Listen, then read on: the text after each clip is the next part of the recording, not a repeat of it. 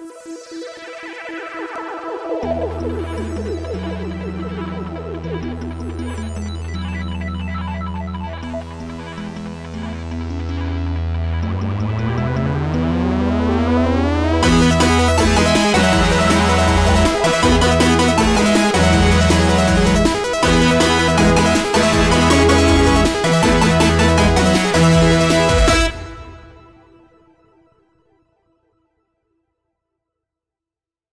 and welcome to the Weekly Stuff Podcast with Jonathan Lack. And Sean Chapman. We are here for the second time this week to talk about stuff. On our Tuesday show, we caught up on 2 weeks worth of news. We were off last week, if you didn't hear that episode, because Sean's house exploded or something? Toilet exploded. Toilet exploded in the house. Yeah, okay. in the house, yes. No, it was not my outside toilet. That one's fine. Okay, good.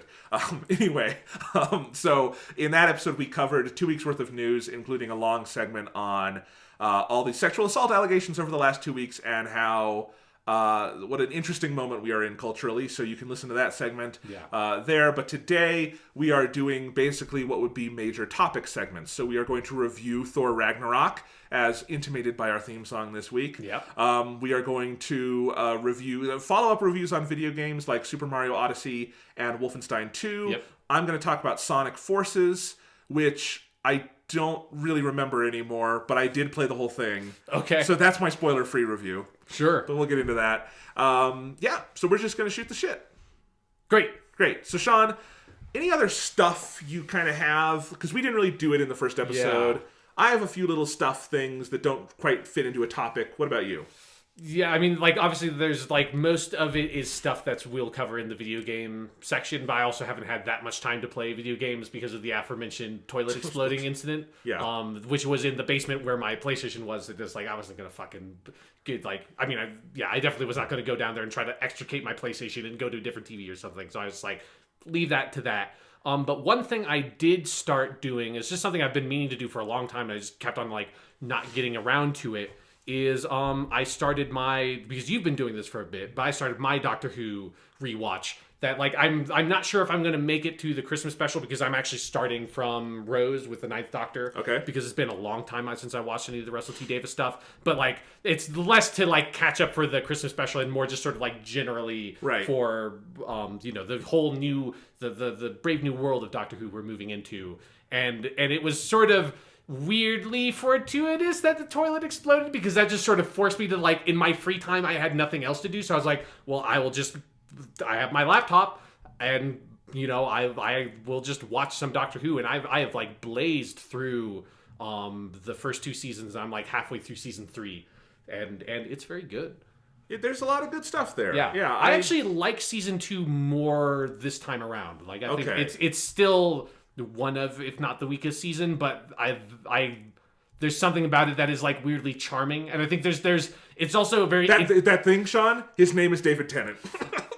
Well, like, yes and no, because it's something where the season 2 is like compared to season 9 is the most fucking interesting thing in the world because I did not realize this, but they actually have kind of weirdly similar themes about, like, the doctor-companion relationship, but season 2 makes it, like, romantic, which puts a different twist on it, but it's sort of a similar idea of, like, these two people kind of are great together, but they also push each other to extremes, and, like, them pushing each other to extremes kind of destroys them in the end and destroys their relationship or, like literally, like, breaks them apart.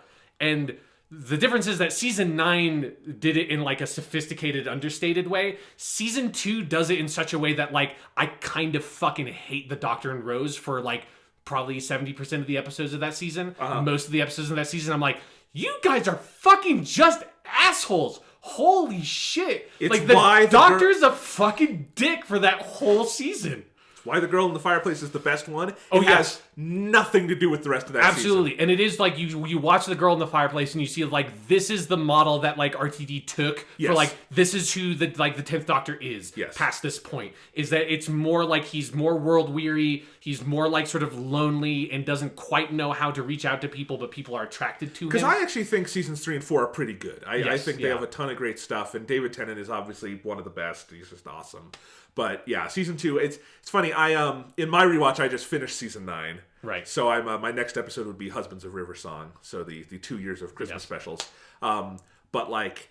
I did not. I started with 11th Hour. I didn't go all the way back because I've seen the Russell T Davies stuff probably a little more than you have, and just over the years. Although I did this year finally make a DVD collection of those episodes because I didn't have all of them on DVD, and they had some new releases that were cheaper. So I've cherry picked and watched a bunch of different ones that I like. But yeah, it's been a while since I full on did a full rewatch. So I might before like season 11 finish it off with the RTD stuff as well. Yeah, they're really interesting to go back to. Season 1 is great. I will always stump for. I've seen that season several times, and I think it's got some weak moments, but I think it's the tightest Russell T Davies season. Yeah. And once you make it through the Slitheen two-parter, it's pretty good from that point. Like those first few episodes can be pretty rough. Like you have the Unquiet Dead, which is the third one, and it's my second favorite Mark Gatiss episode. When was the last time you watched it? Last year, I actually. Oh, really? Yeah. I like that one actually. I think it's like it has an issue that I think actually most of the RTD era episodes have of like. It's kind of like two pretty good ideas that have fucking nothing to do with each other. It's like Charles Dickens and the Ghost plotline have the thinnest of fucking connections. Like they kind of touch on that Charles Dickens was a rationalist and so he doesn't believe the ghost stuff. But it's like it's not like the Vincent Van Gogh episode where like the monster plot and the character plot are like really tied together. It's like there's this tiny string to justify it, and you can very much tell that Mark Gatiss really wanted to write a Doctor Who episode that had Charles Dickens in it, and he really wanted to write a Doctor Who episode that had ghosts in it, and so he just put those both in the same episode. They didn't need to be in the same episode, they just were. Or like the season 1 finale, which is very easy to forget that the season 1 finale starts with an episode that's all about like reality television gone mad, that then leads into the Daleks coming back. Those two ideas could not be so further fucking apart. And I don't think I ever quite realized how absolutely absurd it is that RTD wants to convince you that the Daleks are the ones running the crazy reality TV shows. Why would the Daleks be doing? That's not a Dalek plan. The Daleks aren't going to make like insane Big Brother that kills people. That's insane. Here's the thing. I always forget those are the same episode. Yeah. I always conflate the reality stuff with the Simon Pegg episode, which is not the same thing. Yeah, like they have the same sets. Yeah. Because it's both that Satellite 5, but they're totally different plots. But still, that's a good season, and it is a very good season. You know, I went back and rewatched all the Moffat episodes from that era for my rankings. Yeah. Unearthly Child. No, what's it called? The Empty Child. Empty Child and the Doctor Dances. That's one of the best Doctor Who stories fantastic. Ever. Yeah. It's like that is actually to me far and away the closest modern Who has ever gotten to doing a classic Who episode. You could cut that into 4 episodes and tell me it aired in 1985, and I would not bat an eyelash. Yeah, it does particularly feel like a sort of like latter 7th Doctor kind of story. I could very much see it like that. And it's so good. It's not even Moffat's best one from that era, but it's so good. Yeah. So where are you now in it? You finished season 2? I finished season 2. I'm about to watch Human Nature and the Family of Blood. So I think there's a run in season 3 that's Human Nature, Family of Blood, and Blink, and that's just then it's the ending. But like I think the one I just watched, I want to say was the Lazarus Experiment. It like says something about that like I definitely watched it. I just don't remember if that was the last one or not, because even having just watched it, I kind of have forgotten most of what that episode was about. Season 3 is good too, though. It's got a lot of fun stuff. I love the first one where we meet Martha. Yeah, Smith and Jones is very good. Yeah, and I like Dave. Like Martha is never going to go down as like one of the best Doctor Who companions. She does let David Tennant play new notes that were so necessary. Yeah, it makes like David Tennant and Billie Piper were just, for me, they don't work together that well. Like the only time I think they kind of work is in the finale. Two-parter. They're acting in that finale is phenomenal. Yeah, and I think that's where they kind of feel most sort of aware of that character dynamic of how toxic it was. Yeah. But like it took them way too long to sort of like directly address it, because most of the season is just them being like arriving at a place and being like, haha, like we're having fun just traveling around and everybody's dying around us, and it's like you are dicks. You're really just being dicks right now, guys. Yeah, I'll have to do a full, like an actual in-context rewatch of those 4 seasons. It has been forever. I've definitely cherry-picked because they work better cherry-picking than in order, but yeah. Yeah. But it's really interesting to sort of like go back to them and kind of compare those styles and seeing, and then especially when you get to the Stephen Moffat episodes and kind of see the seeds of like a lot of the things he tries with once he gets reins of his show. You know, like the girl in the fireplace and the 11th Hour Amy Pond stuff. It's like are so similar. Very similar ideas. Yeah, no, there's a lot of that. And that's actually one of the things I love about the Dr. Dance's two-parter is he never really did a story like that again. It's a very different one. Chris Eccleston is interesting to go back to whenever you watch him because he is kind of now the Doctor with the least stuff out there. I mean, because the Eighth Doctor has less televised stuff, but way more Big Finish. Oh, yes. And Chris Eccleston will die before he does Big Finish or does more Doctor Who. Unless they let him get his dick out on Doctor Who, he's never coming back. That's what I think. And have a gnarly beard and stuff. Yes.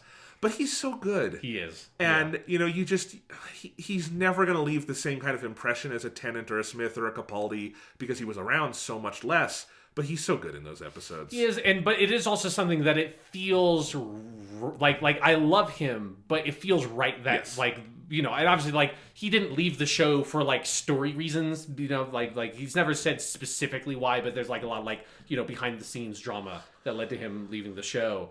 But it does feel appropriate for the character that, like, that's where he regenerates. And then I think particularly one of the things that is actually making me enjoy some of the RTD stuff that I didn't like so much before is being post 50th anniversary and how they deal with the Time War stuff and where the Time War stuff has gone and it feels mostly dealt with makes me feel better about that period of the show where it's like so obsessed with that stuff is knowing that like it's not like this forever makes it easier to go back to for me and be like, okay, I can kind of appreciate more what they're doing with this and having the Ninth Doctor and really the 10th Doctor be like, you know, the 10th Doctor, not in terms of how long he was on the televised show, but in terms of like the age of the character and how long it's implied he's existed for, is pretty short amounts of time compared to most other Doctors that like it's sort of implied they've lived for 100 plus years at least in each incarnation. For the 10th Doctor, it's like 10 years or something, and then he regenerates. Like that feels appropriate of him kind of trying to like get over this trauma and then becoming like slowly then getting to the point of where you get to Peter Capaldi, who feels like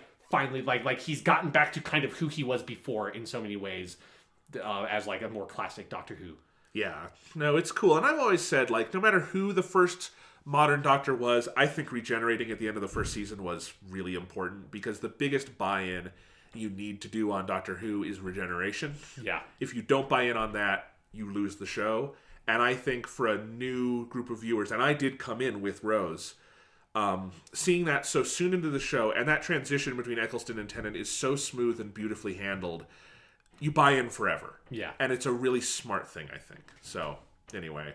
And I've been rewatching the Capaldi years. Season 9 is as good as we all remember. Oh, yeah. And yes, Heaven Sent is the best Moffat episode. I'll just spoil those rankings for you. What? But we'll get there. We'll get there.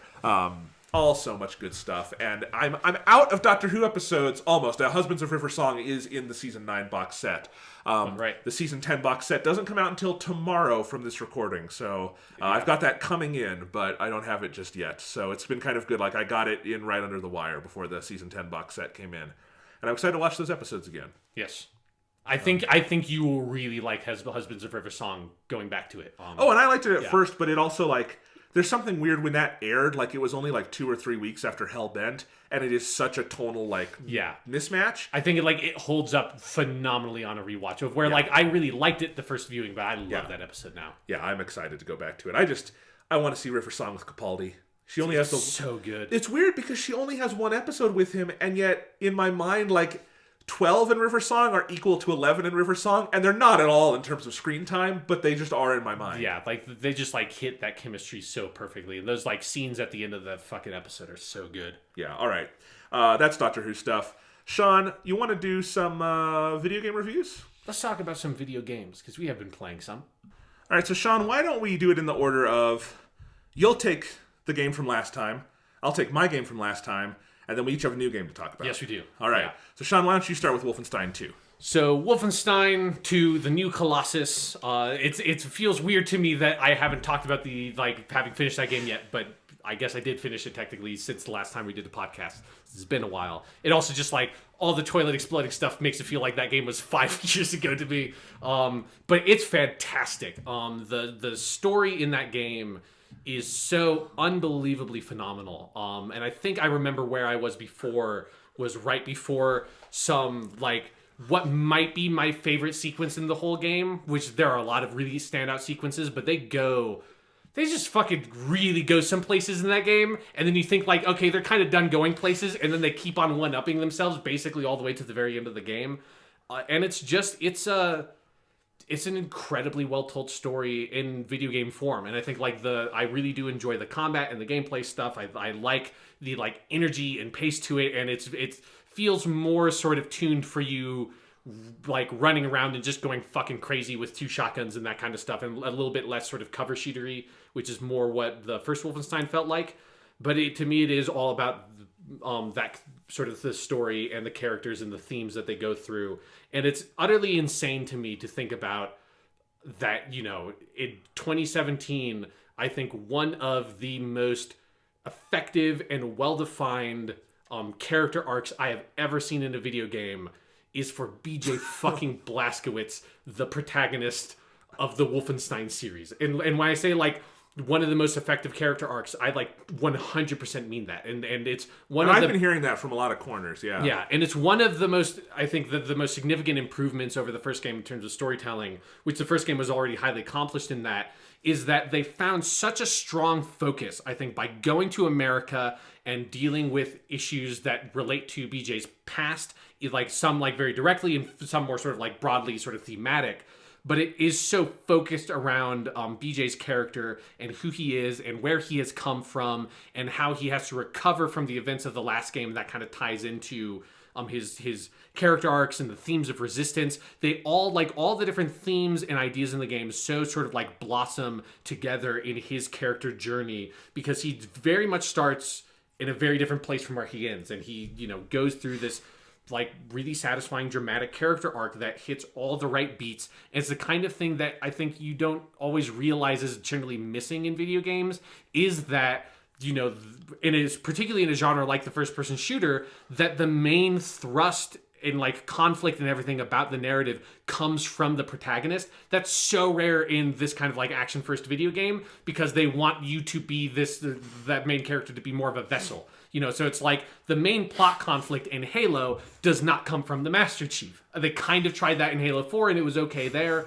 but generally speaking, that's not how that works. You know, like the main plot conflict in Half-Life does not come from Gordon Freeman. The main conflict in BioShock does not come from Jack, the main character. You know, that's not how first-person shooters and action games typically handle that stuff, because they like to sort of like foist that onto this really significant secondary character that is sort of like this pseudo-protagonist role. Here, like, you are playing as BJ the whole fucking game. Like, it's, you know, they don't necessarily, it's not like all from his perspective, like Half-Life style, but it's generally like from his POV as far as the narrative goes, and it is about him, and there's something so powerful about that to me, that you are occupying this character and really like going on this journey with him.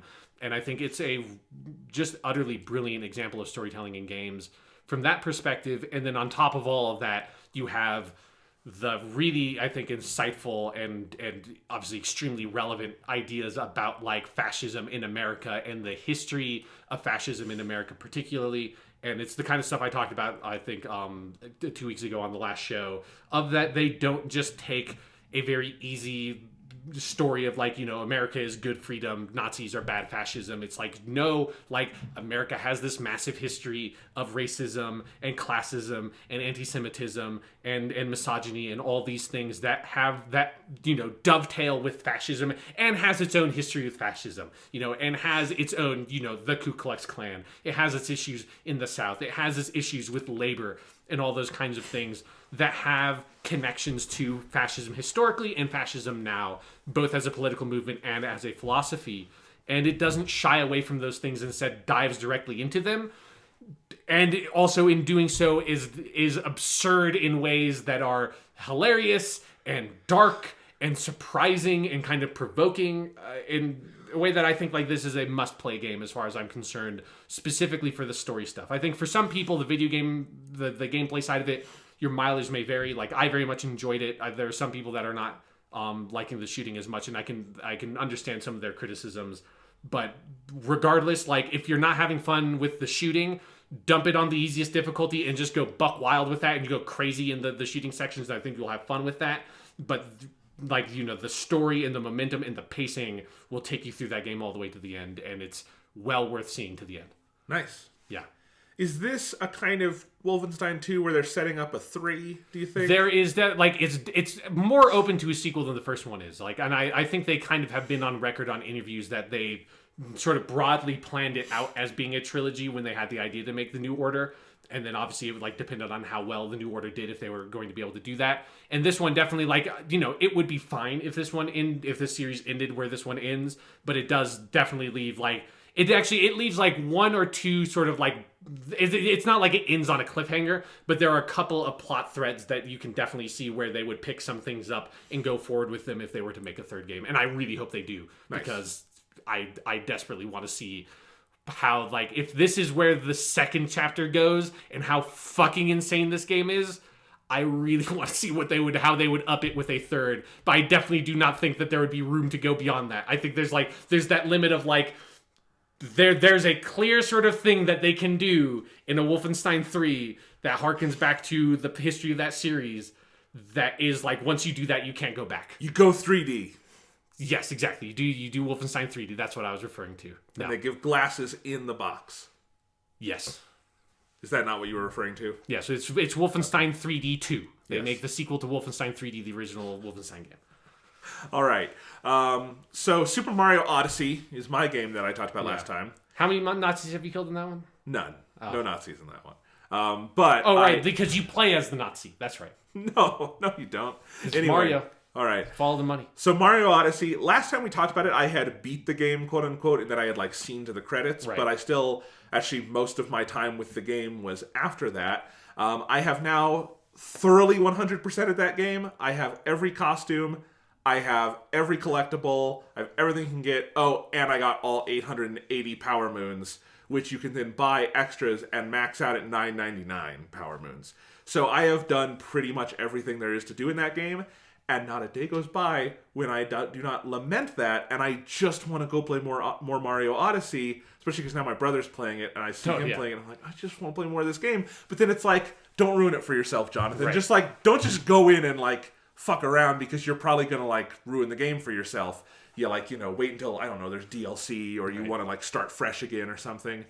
I love Mario Odyssey so much. It's so good. And as fun as, like, the initial quest is from beginning to end, that game really kind of opens up after the credits, and, like, just how much fun it has with itself once the story is kind of out of the way, and it's just, you can go wherever you want and get as many moons as you want, and they add a ton of new moons into it, and a lot of new kinds of things. And I love where they kind of position the new status quo after you defeat, Bowser in the main story, and what happens with Peach, and what new places you get to go to, and why you're going around now. It all feels like a little more motivated too, and it is also a game that is, while huge and vast, and this is definitely one of the biggest and longest Mario games to 100%, it doesn't feel daunting and impossible to 100% in the way, like, even now when I look at Mario 64, it does not sound like kind of fun in my head to go back and 100% that game. It feels like a chore.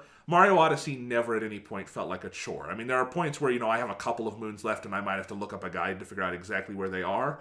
But that's because I want to go have fun finding the moons, It really is. They've given you enough tools. They've made the moon quests all, like, varied enough but accessible. There's none that feel like really kind of dickish and, too opaque and those sorts of things. They are all fun to do. There's variety all the way through to the end. I was, in the 600s and still discovering new ways to find moons that I had not known about before.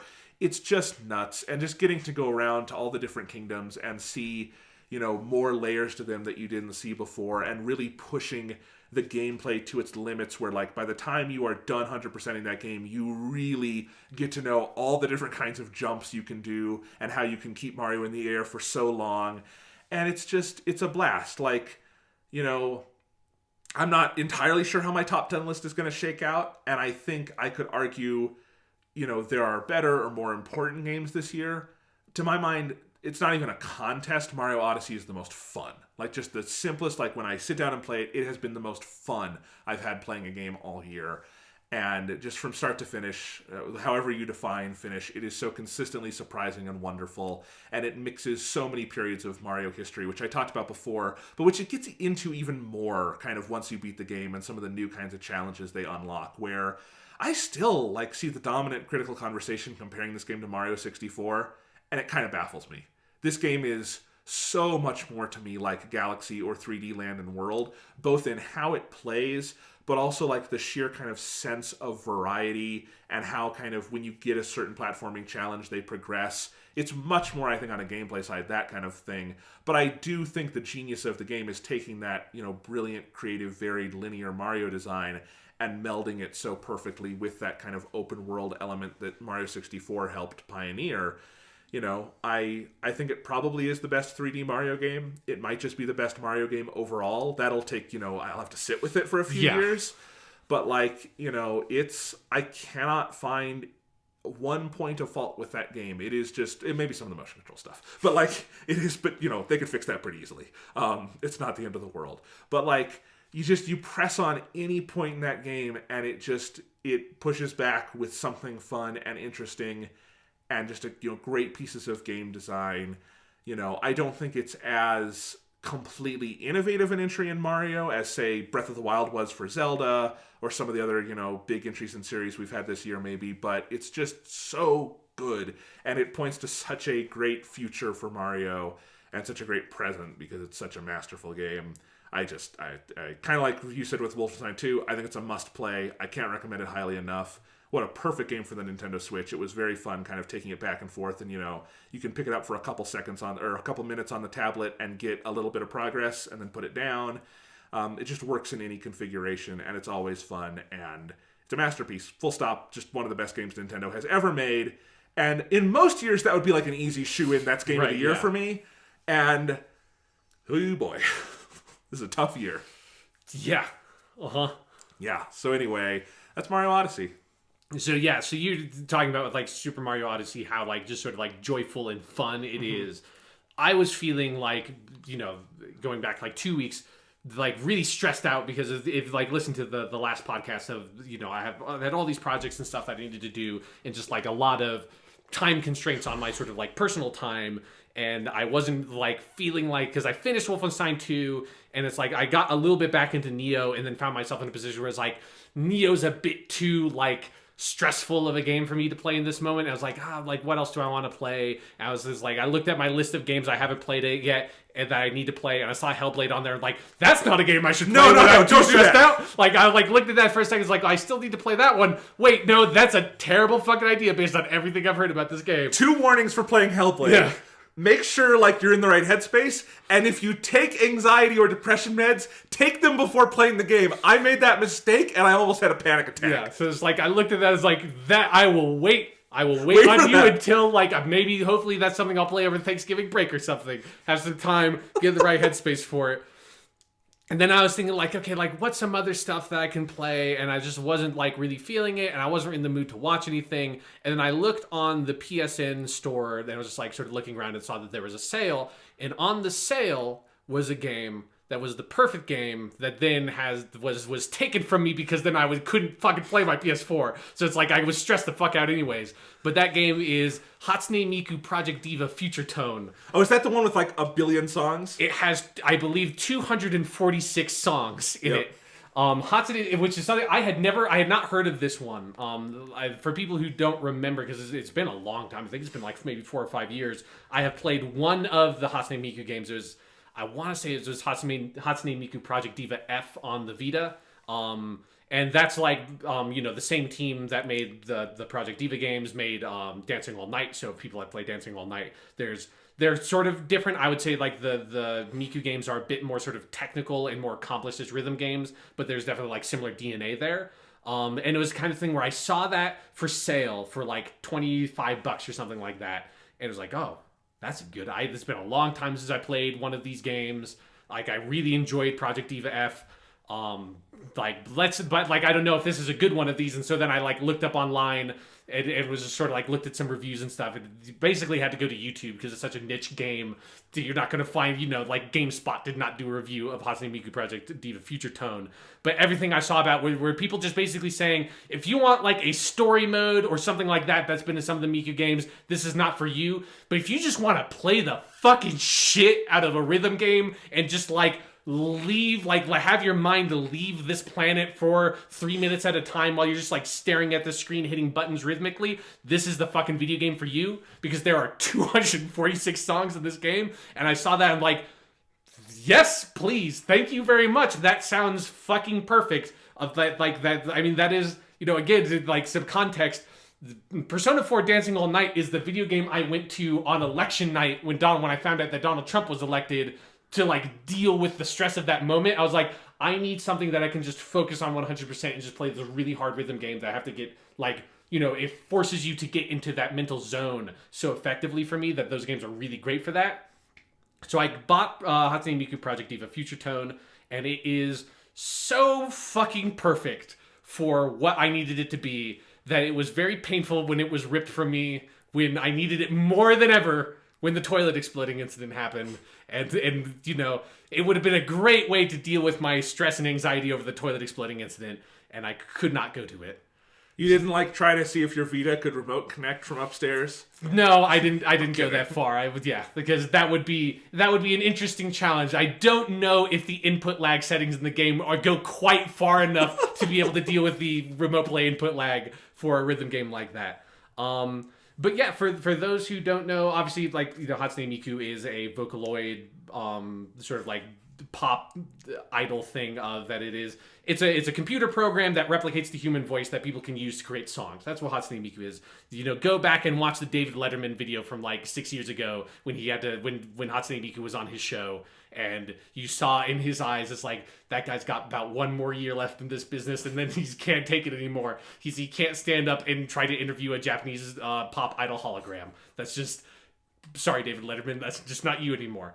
It's okay, Dave. We understand. It's maybe good. It's your time. It's all of our time. But yeah, and it's very typically like, I wouldn't necessarily categorize the music as being amazing all the time, though there are a couple of songs that I really do like a lot. But it is the right kind of like just very like J-pop kind of music typically. Though there is such a wide selection of songs on this game in particular that there's kind of every genre of music represented, but the core of it is very J-pop. But the thing that is particular about this Project DIVA Future Tone is that it is based, from what I understand, on a like long-running arcade game in Japan that is basically where these Hatsune Miku games started, and just like they kept on building up this music library over like years and years and years and years and years of like reissuing new versions of this arcade, and so then they put out a home console PS4 version of that, basically that arcade game with all those songs, again, like 240 something. And like, it's funny that they also sell extra DLC for like, I think 20 more songs you can get. That just feels like, this is overkill. Like, I don't know if I will ever play all the songs of this game, because there are so many that I will never reach the point that I need to buy the fucking DLC, which is a great value add. But it is the thing that's awesome about the game, is that if you want to try it out, you can get like this sort of the shell of the game for free. I think they call it like the Prelude module or something like that. But you can, and it has 2 songs, one of which is Weekender Girl, which is a pretty decent song that has a fantastic music video. It's the kind of music video that they should put in front of every single like Sony E3 press conference. They should play before it, because it's just Hatsune Miku in this like abstract like space land with like stars and shit, and she's just drawing like PlayStation button symbols like the green triangle and throwing them all over the place in like this rave dance. It's very good. So you can play that, and I think there's one other song that you can just play for free. And then like the bulk of the game is actually separated in these 2 modules, one of which is called Future Sound. I think the other was like Colorful Tone or something like that. But they're basically just 2 gigantic packs of like 120 songs or whatever, because it's basically the song list is split in half. And so if you don't want to buy the whole thing, you can just get one of those for, I think that like when they're for full price, they're like $20. I forget how much they were on sale. Or if you buy them both together as a pack, it's only like $53 full price. So it's not even a full $60 game. And you get both of those modules, which is all of the game. So if you want, you can try it out piecemeal and sort of decide if you want to get the full thing or not, which is a really cool business model. But the core of the game is this, like, if you've played any of the Hatsune Miku games, or if you have played Dancing All Night, again, there are some nuanced differences between Dancing All Night and the Miku games, but they're like, the core of the rhythm game is very similar, of that is, like, button inputs going out into the screen, you have to time the button inputs. It's not like a, the only rhythm games are like Guitar Hero, it's not a rail highway that you're, like, playing with, like, a plastic instrument. You just have a DualShock 4, and you're just hitting button combinations really quickly. But it is a good level of difficulty. It's like highly modulable difficulty. A gigantic, like I said, just insane list of songs that one of the first decisions you're going to have to make when you load up this game is, how am I going to organize, like, the way I'm going to, am I doing alphabetical? Am I going to try to sort by difficulty? They have a huge number of different sorting options. You can go by difficulty, alphabetical, like which character sings the song, because it's not just Hatsune Miku. There are some other Vocaloids that are represented as well, and so, like, there are so many different good sorting options for that kind of stuff, and you can just go through and play all the songs, and that's perfect. Like, it's just fucking perfect for that, if that's the kind of thing you're into. But the other side of it that I've started to get into a little bit as well is there are all these, like, an insane number of what they call modules, which are basically just customization options for the characters. So it's, you can have, it's like, oh, it's normal Hatsune Miku, but, like, oh, let's make her, goth punk Hatsune Miku for this song. And most of the songs have a different, like, customized look for Miku or the other Vocaloids that might be singing in the song that are, like, adjusted specifically for that music video. And it is really fun to go in and mix and match different ones, and, like, I have had fun trying to, like, create absurd pairings, and the best one is, as soon as you get enough, like, in-game currency to buy it, you have to buy the Sonic the Hedgehog outfit for Hatsune Miku. It is so fucking amazing. It's basically like these, like, weird pajamas that she wears that are shaped like Sonic the Hedgehog, and she has, like, these giant gloves and all this stuff. It's legitimately, like, really well designed. Like, that's something that, like, if you like that kind of, like, aspect of the game and just, like, the character design element, I think a lot of the different character designs for the characters are really good and interesting and diverse. But it's specifically that Sonic the Hedgehog look is so fucking good. And when I found out, because it was something of, like, I was doing something, I don't think it's, like, organizing or cleaning something. And it was like, oh, while I'm doing this, I'll just, like, put on, because obviously you can put on, like, just, like, play the music video and don't make me play the game. And so it's like, I'm just going to, like, throw on some of this music while I'm doing this other thing and kind of listen to it and kind of watch the glance at the music video every once in a while. And I realized, if you're just watching the music video, you can pause it and you can take screenshots, and then it will use those screenshots on the loading screens. So whenever it loads, it will just, like, randomly pick one of the screenshots you've made. And so I was like, oh, it's a whole other way of playing this video game, is, like, Hatsune Miku, like, absurd photographer, and going in and just, like making her Sonic the Hedgehog and going to this, like, really sad song that's I think it's, like, called Time Machine or something, that's about, like, the singer, like, is from, like, lives out in the middle of nowhere in, like, the countryside of Japan, and has this friend that she's in love with that only ever visits her on the train every once in a while. And it's this very, like, sort of, like, solemn love song about how they're, like, separated by this train, and uses all this nice, like, natural imagery of the Japanese countryside. And then there's Hatsune Miku dressed like fucking Sonic the Hedgehog in the middle of it, and you take a picture when, like, a single tear is dropping down her cheek, and then that comes up on the screen.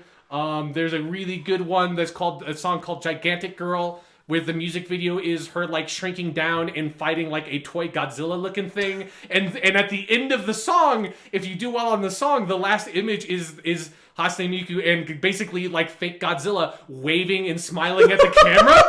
And so I dressed her up as Sonic the Hedgehog, and so sometimes when there's a loading screen on that game, it's Hatsune Miku dressed as Sonic the Hedgehog with a fake Godzilla waving and smiling at the camera. It's a really fucking good video game, is basically what I'm saying. I actually almost bought this game earlier this year. Really? Yeah, I did know about it, and I'd heard about it, and I'd always wanted to play a Hatsune Miku game, and it's like, oh, that's what I want. Like, just a bunch of songs. Yeah. And just, like, free form, I can go in and just play whatever I want. And I did not buy it at the time, and I forget why, like, something else came up. But I've wanted to play it, so now that I have, like, your full recommendation, maybe I'll have to take a look. Yeah, it's year. very good. The other one, like on the, like, good, absurd music video things is The music video for Black Rock Shooter, I think is the name of the song. That one with the Sonic the Hedgehog outfit is the most, like, I legitimately want that to be the next Sonic the Hedgehog game. And you can use this to segue into Sonic Forces, because it's this really dramatic music video that I think, like, the history of this song is, like, eventually, like, it's like a song based on, like, a piece of art that then the song became really popular, and then they made an anime series based on the song. It's got this weird lineage, but, like, the song has this really dramatic, like, basically anime opening credits kind of, like, look to it. And it's, like, to the point where it starts with Hatsune Miku standing on the edge of, like, a giant crane jutting out from the side of a skyscraper, looking over the nighttime lights of Tokyo with this star-filled sky. And, like, you know, and it's like her back is to the camera, and the music starts swelling, and she spins dramatically and walks towards the camera, and then, like, she walks past it, and the camera pans up to look at the star-filled Tokyo night sky, and then a hard cut to her standing in the elevator with, like, these red lights going up as, like, the elevator is descending, her staring dramatically into the camera. And just imagine all of that, but she's dressed in Sonic the Hedgehog pajamas, and you're taking screenshots, and then every time you go to the loading screen, you get those screenshots pop up. It is the best fucking thing ever, and that should be the Sonic the Hedgehog game. I want a Sonic the Hedgehog game that is about a like 16-year-old J-pop idol who dresses up as Sonic the Hedgehog, and then, like, at night, like in between her doing concerts, she has to fight the evil forces of Dr. Robotnik to save the town. That's what the new Sonic the Hedgehog should be. Well, that would be a great Sonic the Hedgehog game, and I think Hatsune Miku Future Tone, just by putting the Sonic the Hedgehog costume on, is still probably a better Sonic the Hedgehog game than Sonic Forces, now out for PS4, Xbox One, Nintendo Switch, and PC.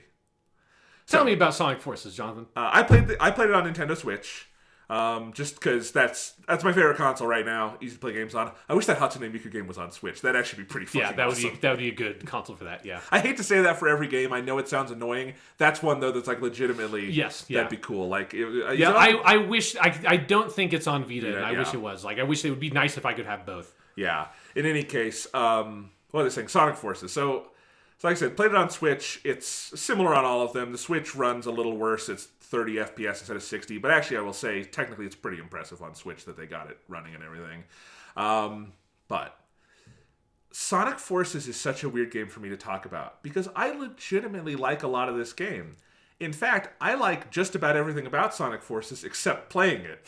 And the thing is, that's a shitty position for a video game to be in. Yeah. Now, I said that to my brother before he played it, because he was all excited because he loves Sonic. And then he's like, well, what does that mean? Here's what that means. This game has great presentation. It looks really nice. The music is outstanding. It's a great Sonic the Hedgehog soundtrack. One of the best the series has ever had. I think the soundtrack in Japan is like 3 discs plus a separate album of, like, vocal tracks, and part of it was recorded with the London Symphony Orchestra. Like, it's a really impressive soundtrack, and it's great. Like, you can imagine it at home in Sonic Adventure 2 or something. It sounds really cool. I love the voice acting. This is the first game I've played, at least, with the Sonic Boom cast, who also do the TV show, and it's all actors you know from video games. So, like, Roger Craig Smith, who did, he's been in a bunch of stuff. Yeah. I know him most. He was Batman in Arkham Origins. Yeah, he was Ezio in Assassin's Creed games. Yeah. He's Sonic. He's a great Sonic.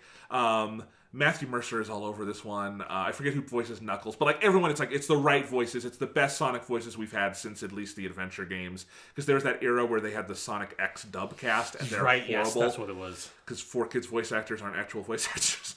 No offense, I'm joking, but they weren't good. Anyway, so that's really good, and the story is a ton of fun. Like, if nothing else, like, I don't recommend you buy the game. It's not worth it. But go on YouTube and, like, watch the cutscenes cut together as a movie. Because, like, as a Sonic the Hedgehog movie, it's actually kind of fun in that all the characters are there. Almost all the characters are there. There's some notable omissions, like they never do anything with, like, Big the Cat. But, like, other than that, like, from the entire 3D Sonic era, pretty much everyone is present and accounted for, and they all have fun moments, and the writing is very self-aware in the right kind of fun ways. It takes itself seriously, but always, I think, with kind of a wink and a nudge. It actually reminds me of the clips I've seen of the Sonic Boom TV show, which everyone swears is really good and fun. Yeah, I've heard it's very good. And I've seen clips that whenever someone says this is a good Sonic Boom clip, I watch it, I'm like, that's awesome. That was really fun. It's kind of like that. It's got this big, like, Eggman has taken over the world story, and you have to, like, take it back, and there's this whole resistance thing, and Knuckles is the general leading the fight, and just all of that is fun. I like how that goes. The dialogue is silly in the best way. Like, I think it's got its finger on the tone of this kind of Sonic thing just right.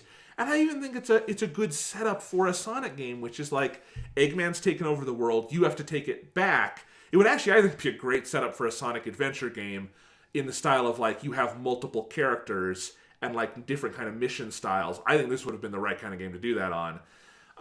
So all of that I like. But then you actually play the levels, and they're not good.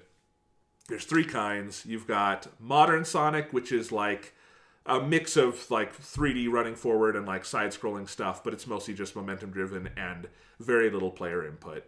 Mostly just running forward, and like you can actually use. It's got that boost button from Sonic Generations, and you can just spam it and beat the game with it pretty easily. So that's modern Sonic. There's classic Sonic. Well, also like Sonic Generations. In like classic Sonic comes in through a dimensional portal, and then those levels are like, you know, classic side-scrolling Sonic. There's only 4 or 5 of them in the whole game, and they're fucking horrible. It's like the one part of the videos game, I saw of them looked like it gave me flashbacks to Sonic the Hedgehog 4. Oh, it's bad. Like it's the only part of the game that angers me. Like, I don't think it's a good game really, but that's the only part that like pissed me off, because like the physics of everything, like every instinct you have for like side-scrolling Sonic will fail you in these levels. And the levels are just poorly designed and everything, so that's sad. I like classic Sonic in the cutscenes, though, and stuff. Like, because he's just got this big round belly and this big smile. He's funny. He's paired up with Tails.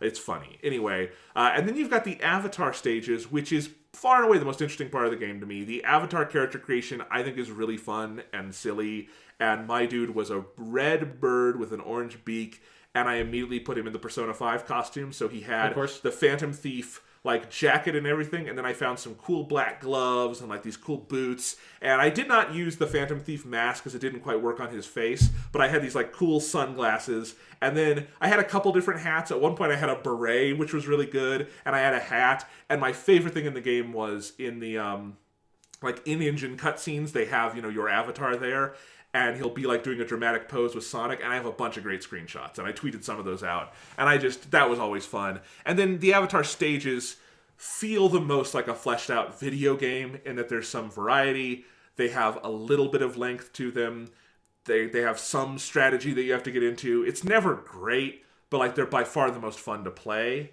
But here's like the one of the biggest downfalls is that for the vast majority of Sonic Forces, it's 30 stages total. Most of them, at most, are 2 minutes long. Maybe you get a 3-minute stage. Probably never longer than that. Some of the last ones, like the last 5 or 6 levels, are the best stretch of the game, and those are pretty much all fun and interesting, except for the classic Sonic one is horrible. And those get a little meatier, but mostly it's like, with the best stages, you will get into it, and just as you're getting into it, the level is over. And it's just the biggest momentum killer in the world. And I was thinking early on about what you said when we talked about Sonic Mania, which is so great, that Sonic was never about speed, it's about momentum. And Sonic Mania, you know, does a phenomenal job keeping up that momentum in that the levels are long and detailed and varied enough that you always feel like you're moving forward in an interesting way. Sonic Forces is watch a cutscene, read some text, play for 30 seconds to a minute and a half, and just as you're getting into it, it'll stop. The results screen is frequently longer than the level that preceded it, because all the unlocks are avatar costume stuff, which is fine, except that they all, like, you'll get, like, for everything you complete, 5 avatar items, and they'll all come out individually. And I'm not kidding. The level results screens are frequently longer than the levels that precede them, which is a pretty major, like, someone should have caught that. Yeah, that's like when you hit that in your like video game development, you're like, we need to take a step back and deal with this, because this is the most absurd thing ever. Yes. So really that's it. And like, it definitely, like, the game was so aggressively boring to me early on that I just kept kind of putting it down after 30-minute chunks and kind of doing other things. And I finally got into a good enough groove where I could just kind of, you know, blast through it. It's a very short game. Like, I don't know, 4 hours, 5 hours most, if that. That's probably high. It should be noted that at the very least it is $40. It's not $60, so... Sure, but at the same time, Sonic Mania is $20, and I played 30 hours of that game. So, like, if you're going to spend money on Sonic this year, spend half as much for, like, 7 times the value on Sonic Mania. Absolutely. I'm just saying that, it is a mitigating factor, right? Sure, yeah. And here's the thing, though. I didn't even pay the full 40 because I had like a Best Buy rewards certificate. So I got this thing for like $15, and that's the absolute most I would pay for it, and I still feel kind of ripped off. So anyway, yeah, it's just like there's just no momentum to it. The classic Sonic stuff is horrible. It's just so like soupy, and just the way he moves and jumps, none of it, I can't even put my finger on it, except literally none of it feels right. Yeah. Modern Sonic is like the controls. Modern Sonic, you control so little that you don't get to recognize it much, but especially when there's a side-scrolling part where you have an actual platforming challenge, the jumping physics and everything are so off and so bad. And then the Avatar has some of that, but again, it feels more fleshed out, but it's never good. And it's just, you look at this and it's like, it's been 6 full years since Sonic Generations, and this is such a massive regression. I honestly didn't even know that's possible. That like after 6 years, your game could play like obviously worse in every conceivable way than the previous game by this team, Sonic Generations. And I was even wondering at the end, like, is Sonic Generations shitty and I just forgot about it? And my brother had the same thought, and he was playing it on his PC. And I have no way to like play Generations right now because it's not on the modern console. So I'm like, Can I play a couple levels of Generations? I play it on his PC. It's like, no, it's great. Yep. The controls are fine. Like, they're not perfect, but they're really good. Classic Sonic, like, you can just dive in and you get it. And they're very creative. Like, I was playing the City Escape stage. City Escape with classic Sonic is so creative. Yeah. It's just like they forgot all of it. It got wiped from their memory. It's gone. And my reaction by the end of Sonic Forces is, good God, Sega needs to give Sonic to someone else. Like the way they did with Sonic Mania.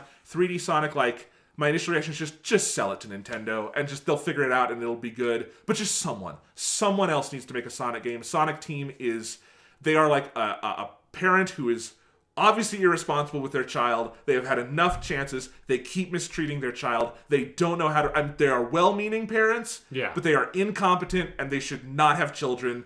That's what it is with Sonic at this point. Just because you, like, got the food on the table once doesn't Yeah, just because you had that one good birthday party does not mean that you're good parents. Yeah, that's what needs to happen with Sonic now.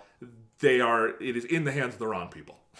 Yeah, it seems like it. I mean, it's something that I wonder if, like, they had made this kind of game, a more direct sequel to Sonic Generations 2 to 3 years after Generations, maybe then they could have done it because from what I understand, this like game does not actually have much sort of like fundamental code in common with Generations. Like the physics and all that stuff is different. So like, why didn't you just go back and like base it off of all the shit you did on the good one and then make a strong iterative sequel of the good one you made that people liked? You spent so long making bad video Sonic games that nobody liked, then you made the good one, and then you didn't make a sequel to that until fucking way later, and when you did, you threw everything that people liked about it out the window. It's the most bizarre thing, and again, like, if you're a big Sonic fan and you've been there over the years, Sonic Forces will charm you. You will enjoy parts of it. You're not, I think, going to be actively, like, angry at the game or anything.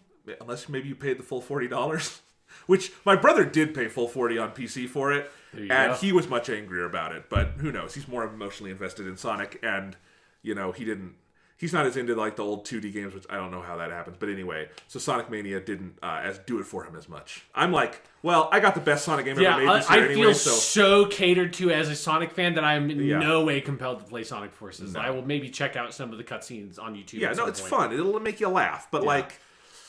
Yeah, I mean, Sonic Mania that's some fucking shit. Sonic Mania is one of the best games of the year. It's absolutely, yep. It's just one of the best in its genre ever made. Like, it's amazing. So, like, I don't really care. Like, this is kind of no skin off my back. Maybe I'll even be able to like trade in my copy and get some money back. Who knows? Because I don't know why I'd really ever go play it again. There's also like the funniest, like the just dot on the I for me with this game was there's a free DLC called Episode Shadow where you get to play a Shadow for a little bit. It's 3 stages long. It took me less than 10 minutes to beat the entire thing. And it was just like, and it's just Shadow put into existing levels. Oh, really? It's the worst. It's the horrible.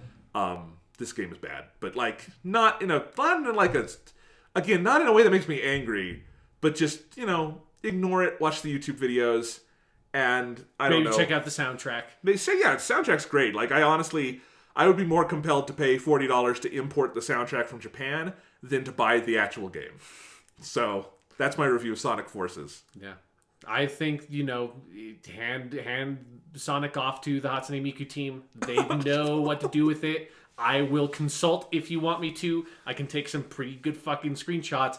By the way, the two things that I forgot to mention about the Sonic the Hedgehog thing and Hatsune Miku, to bring us up to bring us up while we go into the next topic, is that one, on the butt of the Sonic the Hedgehog pajamas, it says the word Sonic in yellow letters. That's really good material from some fucking amazing screenshots.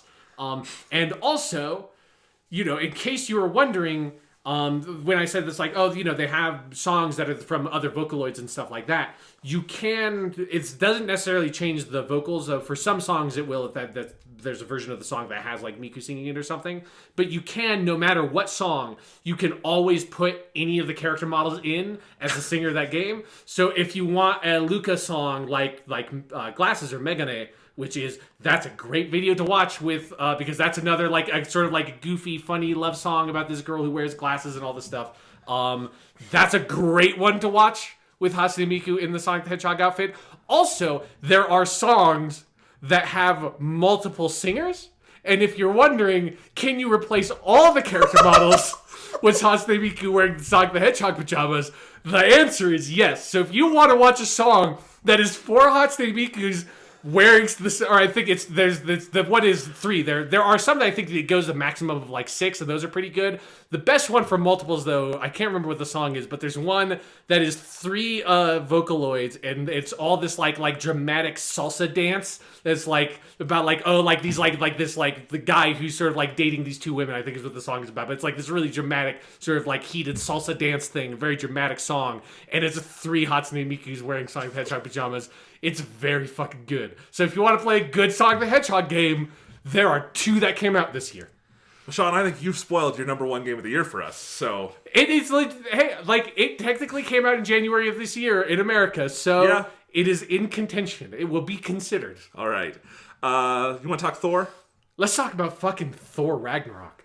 I have not talked to you about this movie at all, but given your tone, I think I know what your thoughts are. Sean, what did you think of Thor Ragnarok? It's so fucking good, Jonathan. It is. It is just, it might be my favorite Marvel movie. It's up there. It's really up there. It's definitely in the top 2 or 3, without a doubt. It is so just joyous. It is absolutely, it feels like the Thor movie that Marvel has been building up to making. Uh-huh. It's got everything that you wanted from the Thor movies and the stuff that was good from them, and it emphasizes the right things. It emphasizes the comedy in the right way. It emphasizes the absurd sci-fi fantasy stuff in the right way. It emphasizes it makes just great use of all the returning characters, including the Hulk is so fucking good, and then all the new characters are fantastic, like Valkyrie and Hela. And then also I think the thing that honestly, more than anything else, makes it work the best is that it does have a strong core plot with a good thematic idea. It deals with basically colonialism is sort of the core theme of the movie. Yeah. And then it also is willing to sort of have a big dramatic journey that kind of like we were talking about with Wolfenstein II, it ends in a place that's very different from where it starts. And Thor is a different character by the end of that movie. And the status quo of his universe has changed completely by the end of the movie in a way that is extremely satisfying. And is one of the things that some Marvel movies can be kind of iffy on, is that sometimes it feels like they play that stuff too safe in order to sort of not rock the boat too much and make it easier for the rest of the cinematic universe to sort of fit together. And Thor Ragnarok just says nope, we're in our own crazy insane corner of this universe with Asgard, and we're going to do whatever the fuck we want with it. And they do whatever the fuck they want with it, and it's awesome. Yes. So we should mention there's going to be spoilers in this section from here on out if you haven't seen, but I think you've probably seen Thor. It had made a lot of money. Yes, it did, yeah. And deservingly so. It's a great movie. No, I loved it. And here's the thing. When I saw it initially, it's not quite the movie I was expecting. Sure, yeah. It's a really good movie, but it's a little, and we can talk about this later. I do think the trailer spoiled way too much, and that was just a slight issue in terms of expectation, where if you're waiting for the Hulk, the pace feels weird. But that's fine when you actually break it down. Yeah. But so I really liked it in the moment, and then it's kind of the rare Marvel movie that I like more the more I think about it, which is not how this usually works. Like, usually I walk out very jazzed, it was fun, we talk about it, and then it kind of goes on the shelf. I've been thinking about Thor Ragnarok and replaying images and thinking about the totality of it, and it just plays better in my mind to the point where I really want to go see it a second time. Yeah, me too. Because I just want to like let it kind of all come together for me. I think it is absolutely one of the most accomplished, and I kind of really had to think about this because last week when we didn't have a podcast, I wanted to put something up on the site, and people had kept asking me to update my Marvel movie rankings article I did from early 2016, which was before Phase 3 started with Civil War. So it had been 5 full Marvel movies, and I happen to think a lot of the best ones have been over the last 2 years. So I was like, I do want to do an update of that list. And so I reorganized things and added to it, and then it was like, all right, moment of truth, Thor Ragnarok is brand new, but where does it go? And it wound up at number 3 for me. And then Civil War at 2, and Guardians 2 at 1. And thinking about all that, it felt very right to me. And Thor could rise. We'll see. Although I do, those are definitely my 3 favorite Marvel movies, easily, I think. And, looking at it all, what it was for me putting this all together, and I think Thor Ragnarok is kind of the linchpin of helping me understand where Marvel is now, in that I've really felt like the Phase 3 Marvel movies has been, as a whole, the best stretch Marvel's ever had. Like, I think, you talked about Marvel movies sometimes running away from consequence and changing the status quo. And that was kind of the big issue with all their Phase 2 movies, is they could tell interesting stories, but they didn't ultimately move the needle that much, by the end of them. And what I love about their recent slate of movies is they haven't done that at all. Like Civil War, which was the first of this phase, as we call it, totally blows up the Earth Marvel universe by the end, and everyone's scattered, and everything's changed, and it feels like the characters walk away from that movie with scars. And that was just so kind of new for Marvel, and that was cool. And Guardians of the Galaxy 2, totally, like, it just full-on kills one of its main characters in a way that Marvel hasn't really done. In a way like they're not resurrecting him for a bad TV show or anything. He's dead, and like the characters have changed a ton. And Thor Ragnarok is probably the best example overall of a status quo change because, spoilers from here on out, it ends with Asgard exploding. Not just exploding, Ragnarok happens. And it's not just that, but like all the things that have to happen to get Thor, Loki, Valkyrie, every other character, there's so many characters in this movie, Hulk, to that point where they would let that happen and they would do the things they do at the end and make the choices they make. They all have to change so much that this is kind of antithetical to how we think of like big blockbuster movies working. This is not a play it safe movie. This is on the one hand, we're going to have an insane amount of fun with this movie, and it is an insane amount of fun, but it's also a movie where things happen and they matter, and at the end of the movie, nothing is put back the way it was, and it just makes you, like, this could be the end of Thor, and it'd be a great ending, but it's also like you're so excited to see, well, where do they go now? Because it's not just going to be another Thor movie, And I think that and I think that's something Marvel has done a really good job at, and I hope that carries over into Infinity War and everything, and I think it probably will from everything we're seeing. But it's what has made, I think, this whole phase so satisfying, and in many ways, Ragnarok is kind of the culmination of that. Yeah, the other thing is that I feel like this phase has had a lot of movies that have their own like unique identity and feel very different. Like obviously there's some like the core Marvel sort of like tone stuff and stuff like that is similar, but like, Guardians 2 feels like it's very much like in its own corner, doing its own thing, has its own style. Spider-Man Homecoming has its talking about, this is basically like a high school comedy movie that has Spider-Man in it, and then this one is just fucking great. Like, this movie's insane in so many ways.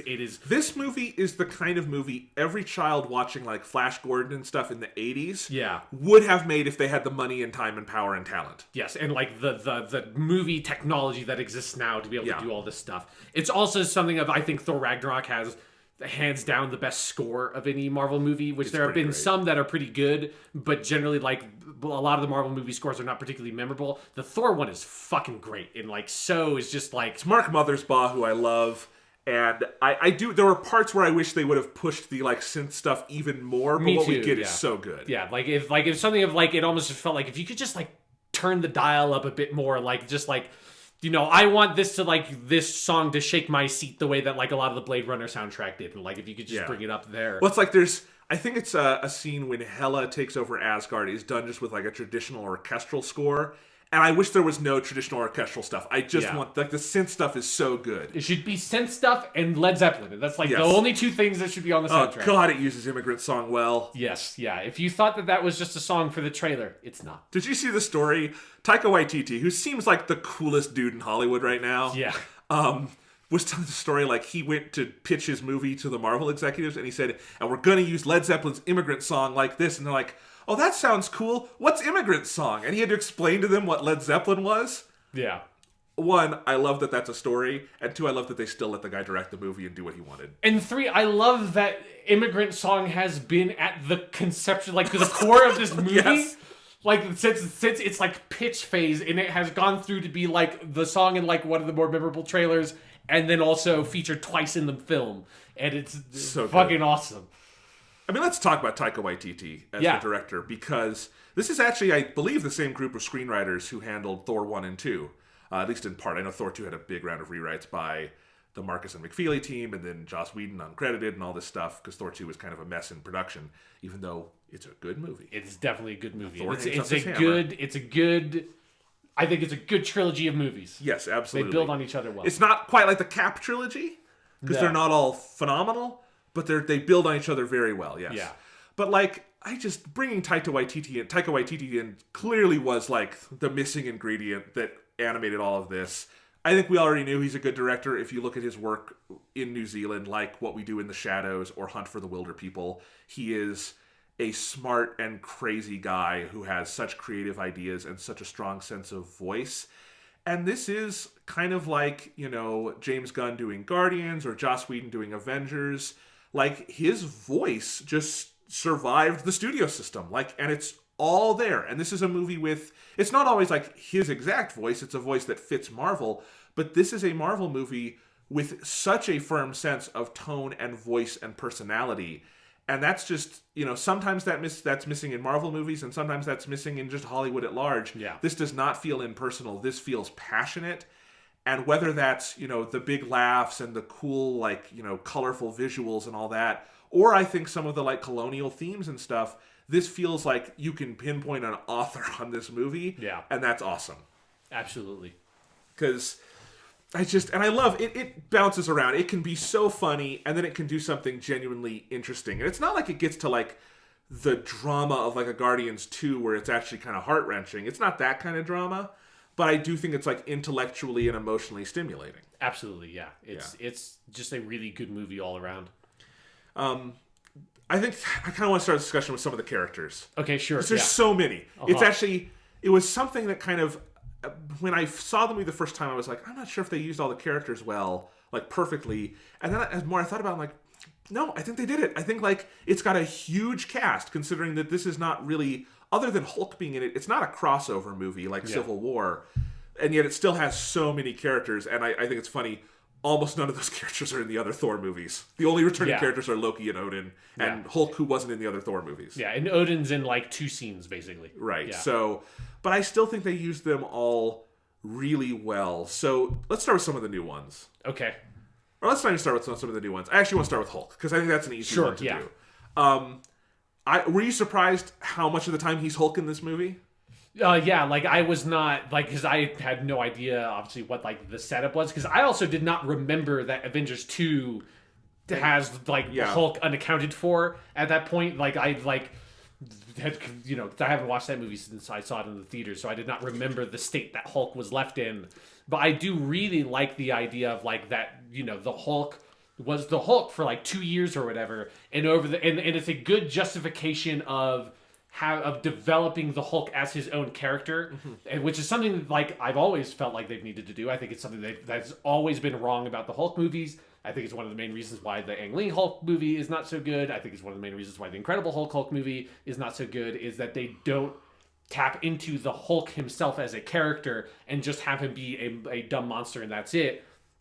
And I think that's such a smart justification of saying, like, okay, this is a narrative justification for how different Hulk is in this than he has been in Avengers 1 and 2, because then he's basically just a dumb monster that has, like, 1 or 2 lines. And here he's just like, he's putting full sentences together. He's telling jokes. He has his own room. Yeah, he has his own room. He's built a life, actually. He's built a life. He has a personality. He has relationships with Thor and with Valkyrie. He's a person, and he's a character that is distinct from Bruce Banner, but is also like kind of a reflection of Bruce Banner in some ways, that's what fucking Hulk is supposed to be, has always supposed to been. It's always been the most interesting versions of the Hulk are the ones that are, I'm not saying that he's supposed to be incredibly articulate, but he needs to be able to talk because he needs to have a voice, because if he doesn't have a voice, he's just a big dumb monster. Yeah. And, the Avengers movies did a good job kind of hinting it. Hulk had a lot more character in the Avengers movies than he did in other ones, but I don't think he was a character on his own yet. And in this movie, it's the first time Hulk has ever been done on film where you can walk away and say, Hulk is as well-defined a character as Bruce Banner. Yeah, absolutely. And in part because he's Hulk way more of this movie. Mark Ruffalo is in the film, and I know he does the mocap for Hulk and all that, and that's great, and he's good at that. But the actual just Mark Ruffalo on screen, it's only a couple of scenes, because the crux of the movie is all this stuff on Sakaar. And for most of that, he's the Hulk. And at one point, Thor does get him to turn back into Banner, and he's Banner for a few scenes. And then at the end, he makes the choice to go back to Hulk in a really gruesome moment that is Banner supposed to be dead? That's brutal. It's Looney Tunes rules. Yes, so we'll see. But he doesn't even turn back at the end of the movie. He's just again talking about consequences and stuff. And this is one of those thoughts I had was I really like how they used Hulk and Banner, but did they quite nail the end of his resolution at the end? And then I'd think about it and be yeah, because he's Hulk at the end of the movie, and that's kind of where his journey was leading him, and that's interesting. Yeah, and also puts him in a really interesting position for the Avengers Infinity War stuff, where it makes me really excited to see more of Hulk in a way that I've always liked their version of Hulk since the Avengers, but it was hard to be super stoked all the time to be I want to see more of Hulk the way I want to see more Iron Man, I want to see more Captain America, I want to see more Thor. It's now it's I want to see more Hulk because Hulk can be funny and he can be emotional and he can be more than just the dude who punches the monster. Yeah. And let's talk about the returning characters are actually easier. Thor and Loki who come back. Yeah. I think the beginning of the movie is pretty whiplashy, but I think it works because it's so knowingly whiplashy. Is that, Thor... I mean, there's that opening fucking amazing scene where he fights the Suitor, the fire demon. Suitor, yeah. And all of that is great. We get our first immigrant song use. And then he comes back, and apparently he's been searching for the Infinity Stones. And he comes back to Asgard, and we get, 5 minutes of what Loki has done with Asgard. On the one hand, I'm guessing when they did the cliffhanger at the end of The Dark World, they had a different plan for what would happen. Probably, yeah. That would be my guess as well, yeah. And yet, I'm glad it kind of shook out this way that, that is kind of what would happen is Loki wouldn't really do anything that evil. He would just be lazy and self-aggrandizing, and he would put on a play with Matt Damon. Yes, Liam it was Hemsworth. Good. I think Sam Neill's in it as well. Sam Neill is Odin. Yeah, there's some good cameos there, but it also thinking about, I guess let's focus on Loki before we get to Thor, is that because that also sets up the colonialism ideas really well, because there's specifically there is a history of you can just use Britain as an example, the British Empire, of the court specifically putting in measures to make sure that the theater would be aggrandizing of the court and of the crown, and it was the kind of stuff of that, William Shakespeare had to be very careful about how he showed some scenes or wrote some scenes and how he would refer to ancestors of Elizabeth or then King James. Very specifically, there are pretty significant swaths of King Richard II that were not performed when that play was originally written, because that play is about deposing the rightful king of England, and that's not a super great look when you're living in a fucking monarch state where the Queen of England could just have you executed whenever. And so there is a history in colonial states of having that sort of primary authority, specifically commissioning art that reflects well on that ruling state and that ruling power. It's also something you see in the Renaissance with Italy and the Catholic Church in particular is commissioning a huge amount of art. There it was less theater and more architecture and mosaics and paintings and that kind of stuff that reflects the grandeur and brilliance of, the ruling power and the ruling state that then is going out and conquering all these territories and oppressing people and, being basically shitty all the time. Yeah, and also that it's like a late colonial thing with Loki, Yeah. right? Where this is now like they're so comfortable in all their stolen riches, and it's just the idle rich in this land. And he's not even paying attention to the 8 realms that, like, technically Asgard is supposed to have some responsibility for. That, like, you know, we have gone in and fucked their shit up, taken all their gold, killed all these people. You know, it's something that, like, Loki's own ancestors, because Loki's descended from frost trolls, like, were fucked up by Odin and the sweeping hordes of Asgard. And now we're just going to sit here and eat grapes while they fall into complete disrepair because we have taken out all their support structures and not replaced them with anything. And it's something the movie does extraordinarily well, is that every joke is also a character beat. Yeah. And a thematic beat. And so you get this reunion with Loki and Thor, and it's funny and all that. But it is also kind of poignant of telling you, like, Asgard is so kind of pathetic at this point. Like, it's all this, wealth for nothing. And even Thor, who should be ruling this place, is too, ADD to be there. And he's just too sort of, like, obsessed with being the superhero kind of figure, I think, to actually, like, stay home and be, like, the ruling king. Yeah. Which is kind of his arc. And it's why I kind of thought Thor and Loki together, they're brothers, they're the returning characters, but also their arcs move, I think, in tandem very interestingly in this movie. Because Loki, like, is actually gone from the movies for large swaths of time, but he always makes an impact when he's there. We do get this first scene where they go to Earth to find Odin, and the great Doctor Strange cameo. Yeah. That was good. Yeah, it's the only, like, sort of other than obviously Hulk is a supporting character, but Hulk's more, like, directly attached to the main plot. It's the only bit where, like, the larger MCU kind of invades this movie, but I like that it's with a character that's so fresh as Doctor Strange that it feels really different. And it's the way Benedict Cumberbatch plays it and the way it's directed, where Doctor Strange doesn't want to be in this movie. He wants to get them out of his movie as soon as possible. Exactly, yeah. And that's how it goes. And it's not how you would think that cameo would go, but it's fucking hilarious and it works. And again, the movie can move between these tones pretty deftly, because that brings us to Odin. And, Odin dying and, confessing that he did kind of all these terrible things, that he's been a bad king, essentially. And I really like, though, through all of that, whether it's the really funny stuff to the darker stuff, you get this sense in those early scenes of Thor and Loki as brothers who have fought a lot in the past, they've had their differences, but it's just like, they're never really going to leave each other. Yeah. They know that they're important to each other, and they're just trying to figure this shit out. And there's a sense of history between those characters to those scenes that I really liked. And I think, that's where the movie, like, really made me sit up and take notice, especially when, like, the introduction of Hela and all that, like, oh, this movie's going for something more than, like, cool visuals and jokes. Yeah. And I think it's in all that character stuff. Absolutely. And it's just something also of like, Tom Hiddleston and Chris Hemsworth have, like, gotten in such a good groove, and they've like, I think they've always had pretty good chemistry and they've worked off of each other well, but I think in this movie in particular, I think they've just found a really good space. And they feel like brothers. Yeah, they feel like brothers. And particularly, like, they feel like slightly estranged brothers in the way that they are, of, like, there's a huge amount of history between them. Like, they're not technically blood related, and you can definitely tell that by looking at them because they look so different, but they do have this strong history together. And in particular, I like where Thor is in their relationship, of that Loki never really successfully manipulates or tricks Thor for, like, the whole movie. Like, he keeps on trying to, and he never really gets one over on him. And I think it's, like, a nice way of pointing out that, that was also true of a lot of Thor the Dark World, of Loki, like, trying to manipulate Thor and then failing at some point. But then at the end of that movie, like, Loki fakes his own death, and that's what ultimately works, and he's able to trick Thor there.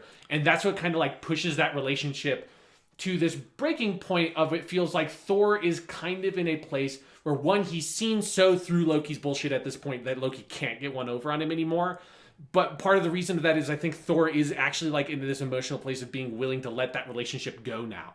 And I think there are multiple points in the movie where they have conversations where you really feel the sense of, like, Thor is so accepting of who Loki is that when he says, when they're leaving Sakaar, like, you would do well here, brother. Like chaos.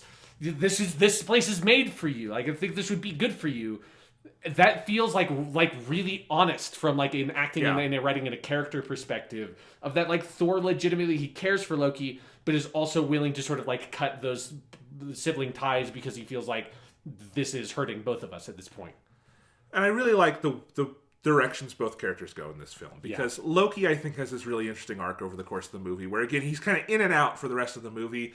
But whenever we see him, he's always trying to pull one of his tricks and get somewhere. And you just keep getting the sense of, like, but for what? Like, he has no more grand ambitions. He has no more worlds to conquer. Yeah, we saw what he does when he wins is he sits down and watches a bad play and like eats grapes. Like that's his like the grand fruition of his plan is like a nice Sunday evening. And so, you know, by the end of the movie, he has no other choice but to just be the good guy now. Yeah. Like he has I just like that we keep seeing him try to play all these tricks.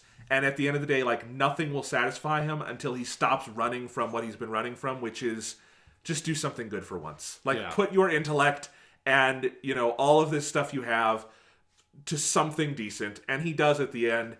And I like that it doesn't get pulled out from under us at the end of the movie. I was so ready for them to do at the end of the movie, like, something where... It's like where Thor throws the rock at Loki and just expects he's a hologram. Yeah. And Loki catches it.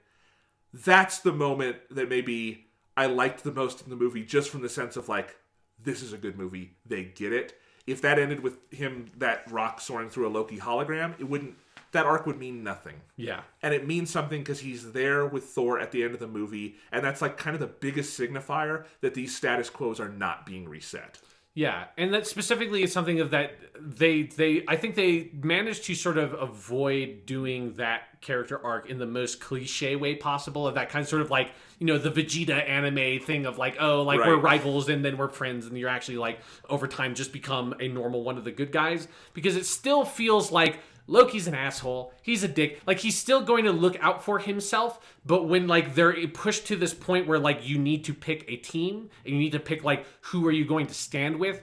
Of course he's going to stand with Thor and the Asgardians, like, his family and his home. He's not going to pick with Hela, because he's not this villain that's out for just, like, utter, like, destruction and domination and the glory of, like, war and those kinds of things. Yeah. He just wants to have a good time and be happy. And you know, it feels like he's worked through some of his more intense abandonment issues and, you know, like, foster, like, you know, like, step sibling, like, weird bullshit that he has to go through.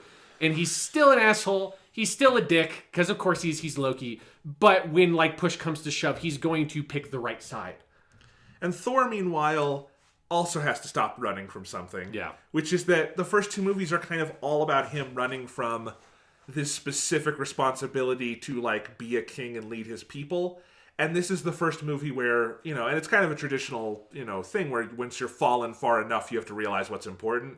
But he falls far enough to realize, like, right, it wasn't about sitting on the throne, and it wasn't about this place called Asgard. There were actually people there. Yeah. The movies didn't really focus on them. I didn't focus on them. But there's people, and that's why I have these powers, and that's why I have to do these things. And he actually is really actively fighting for something by the end of this movie, not just fighting sort of by happenstance, which is what happens in the other Thor movies, or even in Avengers. Yeah. Because this is, you know, he's a fucking god. He can do whatever he wants, but he actually has something to fight for by the end of this movie. And, you know, so it actually kind of means a lot of things when they're on the ship at the end and he kind of takes the throne. And it's not to be an idle king. It's, well, I've got to take these people somewhere. I'm responsible for them now. And, of course, all of that, I think, is symbolized in the moment of, like, we've just got to activate Ragnarok and tear it all down. And that's, you know, there's a lot more in there that we'll talk about, but I think it's a good character arc. Absolutely. And it's something of where, like, you know, I've said before, and I absolutely stand by this, and I feel this even more now after this movie, is that Chris Hemsworth's Thor is my favorite of the big Marvel superheroes. Like, you know, putting Spider-Man special for, like, personal reasons. I'm not even kind of, like, putting that up to one another. But in terms of, like, the classic Marvel, like, cinematic universe characters, I guess we can use the word classic now, because it'll be 10 years next year since Iron Man. That, like, from that sort of, like, phase one set of heroes that...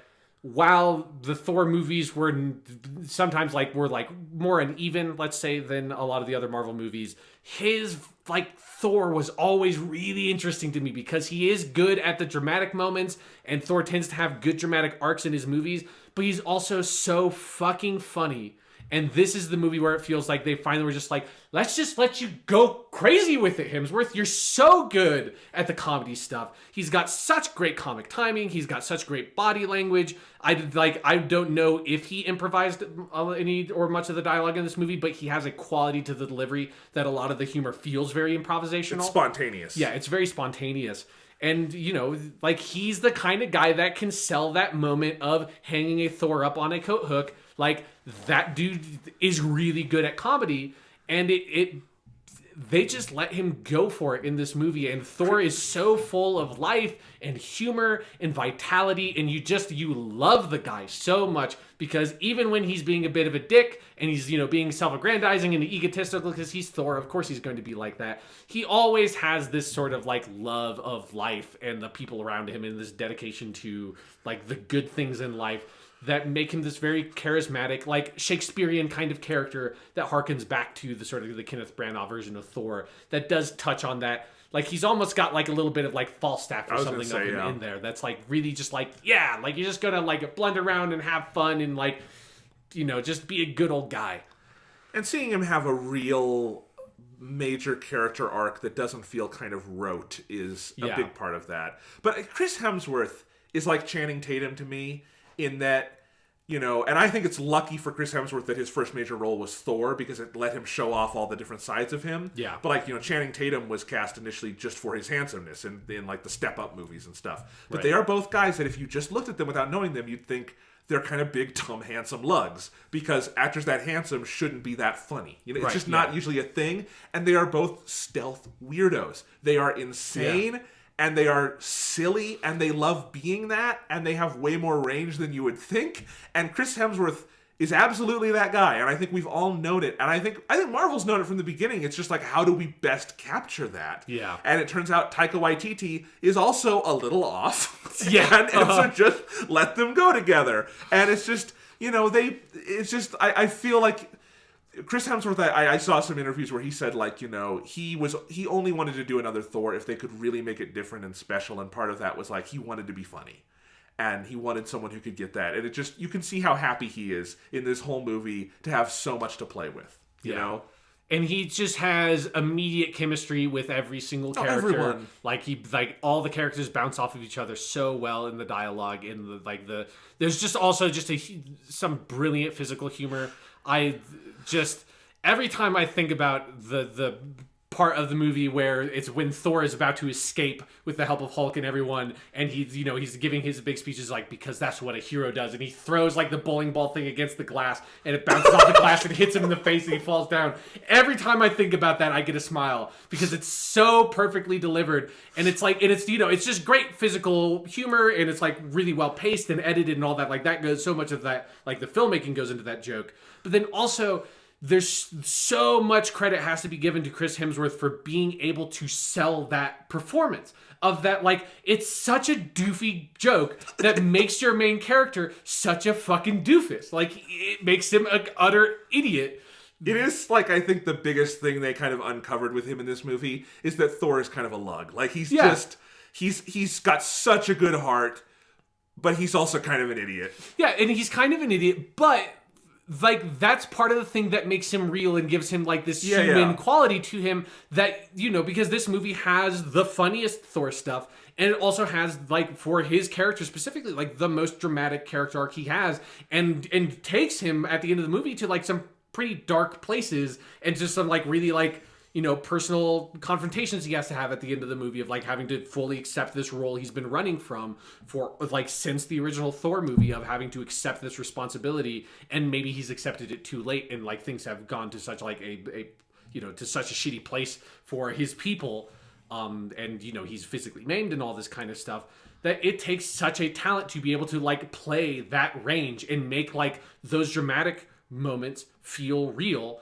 in some ways, because he can sell the comedy so much that it is this complete spectrum of this person. Because, you know, we're all doofy idiots, and we also all have like real dramatic moments in our lives, and we are that totality. And it's one of the nice things about the Marvel movies compared to some other comic book movies that get made, is that they realize complex and multifaceted tones. It's also like true of Wolfenstein. It's one of like the things that makes the Wolfenstein 1 and 2 that those games work so well, is that like complex multifaceted tones that incorporate like humor and levity and like drama and darkness. That's most representative of life, and that's the most interesting kind of storytelling you can generally get involved with that's going to attract an audience. That's what you need to fucking get. And this movie gets it so well. Oh, absolutely. I wrote this in my Marvel movies ranking piece for Guardians of the Galaxy 2, that what James Gunn gets in that movie, and I think it's you can transfer this to Thor Ragnarok also, is that the buy-in is humor. Like, that's the easiest emotional wavelength to get us to buy in on.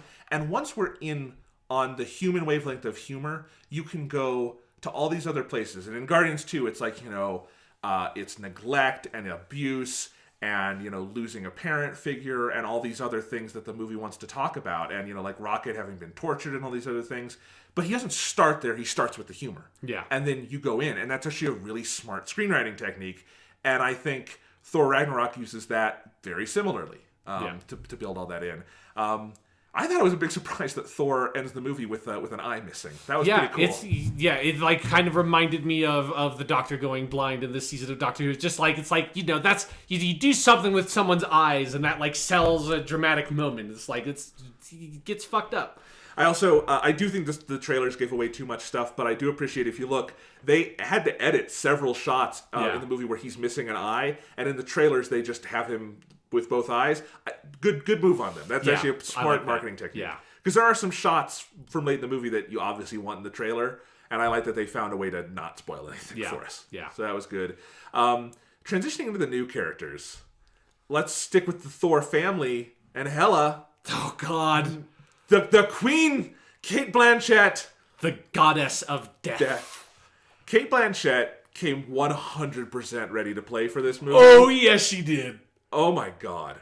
Yeah, like, if you had any doubts about her performance from the trailer for whatever reason, like, your fears are assuaged, because, like, her confidence and just fucking badassness from those trailers is 100% representative of her, performance in this movie. Cate Blanchett is just one of those actors who would not know how to even start phoning a performance in if you asked her to. Yeah. Like, we'll give you an extra $1 million if you phone this in. And she'd be like, keep the money. I don't know how. Yeah. It's the one thing I can't do. I can do anything. I just can't do that. And it's just, like, one of my other favorite movies from this year is a movie I guarantee you've never heard of, because it's like an art installation thing called Manifesto, where it was an art installation and they cut it together as a movie for like indie theaters that came out this year, and I had to go to like the Bodecker Theater up in Boulder to see it, like a really remote thing. And it's Cate Blanchett it's like 12 vignettes where the director of the movie has put together like different art manifestos, and which are like, pieces like really pretentious artists write to like explain like Dada or surrealism or something.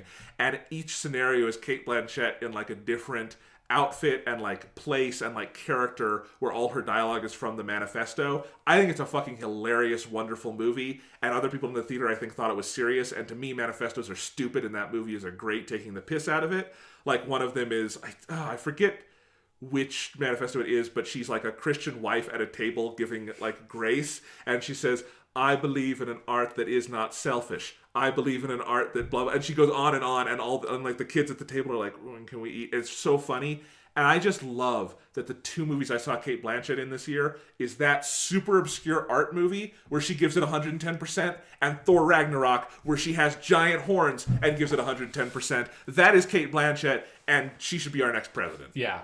Because the thing is, like, I think like there is some really good writing in places with the Hela character, but on paper, I don't think she's necessarily like head and shoulders above many of the other Marvel movie villains that, like, typically, that's one of the main criticisms of most like comic book movies in general. It's like the villains tend to be not super great. And I don't think, like, again, I think if you look at the screenplay, you can see, like, okay, there's some good stuff here, but it's not necessarily, like, that much more amazing than, like, Red Skull or so fucking whoever. No, I actually think Hela is very traditional, and I think underused, especially in the second act, where she's so separate from the rest of the characters. But what makes the character absolutely work is that fucking Cate Blanchett just 100% owns that role. every single moment on the screen. She has such a confidence and charisma. Like, she 100% sells that there is nothing that can stop this lady. Like, as soon as she walks out of that portal, it's like, you guys are fucked. Like, it's over. Like, even if you didn't set up the character with, like, having, you know, Anthony Hopkins give really dramatic, like, and ominous dialogue about, like, how dangerous she is, you didn't have any of that. You just had that, like, shot of her just walking up. It's like, it's over. You're dead. You are not beating this lady. She's fucking terrifying. She's so great. Yeah. Now that we have female Doctor Who's, I feel like one day Kate Blanchett should take the pay cut and do it. Oh, Jesus I would love it Christ. so much. That would be like, I mean, that would be like an Idris Elba level of like, holy shit, it's never going to happen, but how amazing would it be? Idris Elba Elba both in this movie. Idris Elba and Kate Blanchett are my two, like, dream Doctor Who's, and they would also be the Doctors where every episode is 5 minutes, because they walk up to the Dalek, and the Dalek is like, exterminate, and then the Doctor just gives them a stern look, and it's like, goodbye. Yeah. Exterminate me. Yes.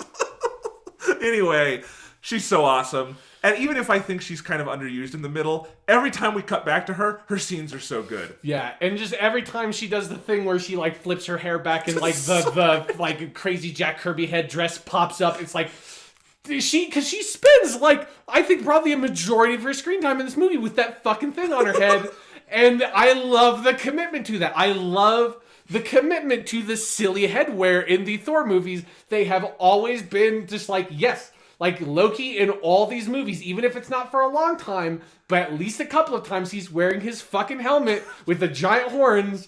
Like, yes, when you have a Hela, like for most of the movie, she has this ridiculous thing on her head, and it looks so good. It looks so good, and it doesn't look like just in post they put that on Kate Blanchett. She knew the horns were there, even if they weren't a physical prop. I don't know how they did it, but like she is acting with the horns, and she takes so much delight every time it's put her head back and take the horns out. It's so wonderful.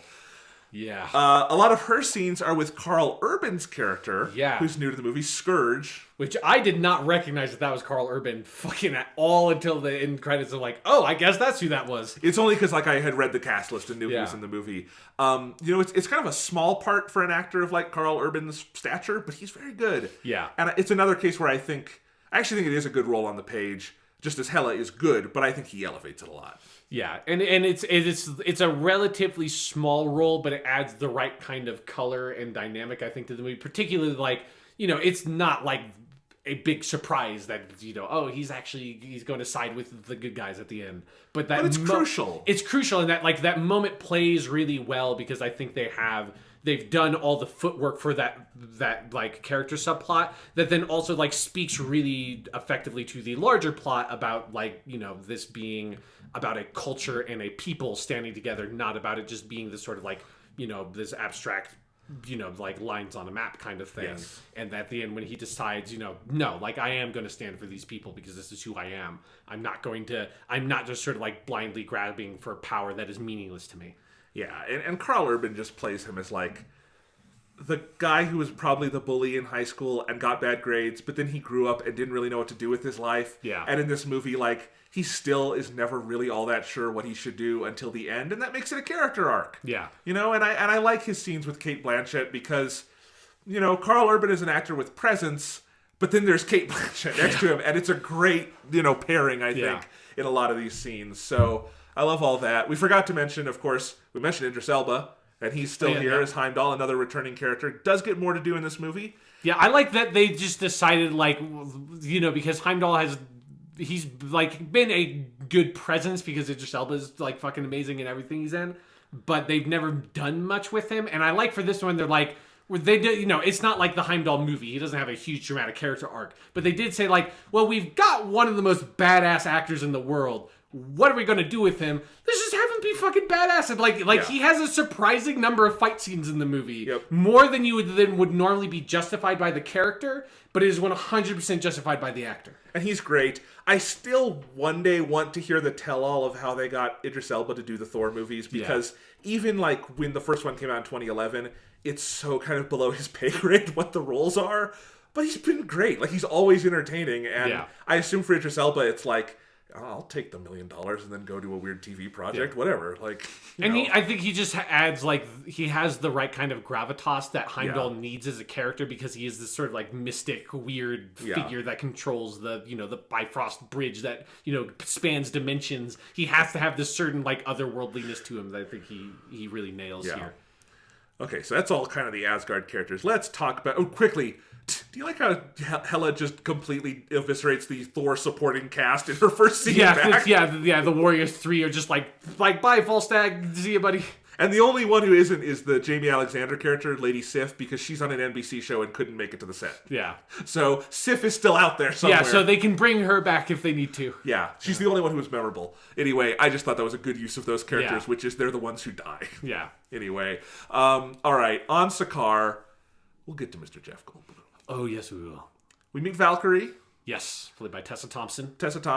Valkyrie's awesome. Yes, she is, yeah. Yeah, like it's a character that wasn't in the trailers much. I think there were like a couple of shots of her. Yeah. But I did not realize how much of the movie she was going to be in. But like she adds, again, like is one of those things of like, it's not necessarily like a super surprising or like original character arc that she has, but it is really effectively done and very necessary for the plot. And she adds a really great amount of character to the character. And Tessa Thompson is so good in this. Yeah. Like, it's something I've been thinking about a lot. Thor Ragnarok is probably like just the best pure acting showcase Marvel's ever done, in that it really does feel like people get to dig into these roles in such interesting, meaty ways. And I think Tessa Thompson is a great example of that, because I just, in my head, I'm running through all the interesting little notes she plays to humanize this character. Like her first scene where she's completely drunk but also in command of the situation, or later like all her little moments with Hulk, who's like her buddy, almost like he's her dog or something, but they recognize each other, down to kind of the arc she goes on of like, no, I do kind of want to pull my life back together and fuck up the goddess of death because she fucked up my life and all that. Everyone goes above and beyond what the movie calls for, and that's why it's a great movie. Mm-hmm. And, I've seen Tessa Thompson in a couple other things. Another reason you should see Creed, she's in that. She's the girlfriend, and she's awesome. Another character who, like, she imbues with so many interesting little ticks and things, and she's awesome in it. But, like, I ended this, and I'm like, we need the Valkyrie, Black Widow, and just fuck it, Hela team-up movie. Take all the great women of the Marvel Universe and give them their own movie, finally. It would just be awesome. God, Valkyrie movie where Hela is basically Valkyrie's Thor would be, or Loki would be pretty good. Like, I'm just imagining it's like a scenario, like it's a Poison Ivy Harley Quinn thing that happens. Yes, anyway. That could be very good. But yeah, that character Valkyrie is really well done. I particularly like the again, if you're thinking about the movie having like really dramatic change over the course of the plot, when you just think about like the start, like the first scene of that character, which is another one of like I think the funniest moments of the movie, is when she like lands and starts walking down the ramp of her spaceship and just slips and falls off. It's another, like, this movie has just a great sense of physical humor. But then that moment at near the end of the movie, that I think is one of the shots that's in the trailer, of when she decides, like, she puts on the Valkyrie armor and decides, like, she's going to go out and fight Hela. And it's that kind of, like, slow motion shot of her walking towards the camera with this great armor on. And just this, like, I'm going to fuck shit up look on her face. Like, the character change is, like, so well realized. Great shot, and it's made for one of the best gifs in the last week or so. Yeah. As the world has gone through some ups and downs and everything. No, she's awesome. All right, two other major characters on Sakaar. One is my favorite character in the movie personally, is Korg, who is the rock guy, who I was trying so hard to figure out who voiced him, because it's clearly a New Zealander, and I thought, is it one of the Flight of the Conchords guys? It could be, because like they've done stuff with Taika Waititi before. Or is it Murray from Flight of the Conchords, Rhys Darby? And I'm like, I don't think it's any of those. And it's just Taika Waititi. That's who it is. And he is so funny in just the most deadpan one. New Zealand humor is a wonderful thing. Yeah. And I love that it is loud and proud in this movie. And Korg is just consistently, like, I was dying laughing. And it's clearly not the kind of humor for everyone, because I remember I'm there on, like, opening day, and sometimes I was the only one laughing at Korg, but I was laughing so obnoxiously hard. Yeah, it's particularly, I think, one of the moments that really sold it for me is in his, like, near the end of his first scene, when the pebble just sort of drops off. It's like, oh, there goes another one. It's like, yep. Yes, that that whole thing, his last line in the movie where they're like, what's the name of your friend? And he's like, oh, this is Jeff, but Jeff, I squeezed him too hard and now he's dead. Yeah. Oh, wait, no, he's alive. Hey, guys, Jeff's alive. Yeah. He's so great. I want that guy in Avengers. Yeah. He's so good. It's very funny. And then we have Mr. Jeff Goldblum himself. Oh, man. Playing the Jeff Goldblumiest character who ever Jeff Goldblumed. Thor Ragnarok represents peak Jeff Goldblum. Oh. And if the rest of the movie were shit, I would still love this movie because it is like the purest distillation of Jeff Goldblum ever on film. It's so fucking good. Because it's the character of the Grandmaster that they've put together for like Jeff Goldblum. Jeff Goldblum, embodies 100% is so like it's peak Jeff Goldblum, but it's also like I don't know if I've ever quite seen a character like that before. Specifically, his relationship with like that like henchwoman. That's like where he obviously like he's sort of this brutish, violent dictator figure. But like he has enough of like these like airs about him, and she's just like, no, we're gonna execute these people. It's like, no, what? No, we're not. Why would we execute them?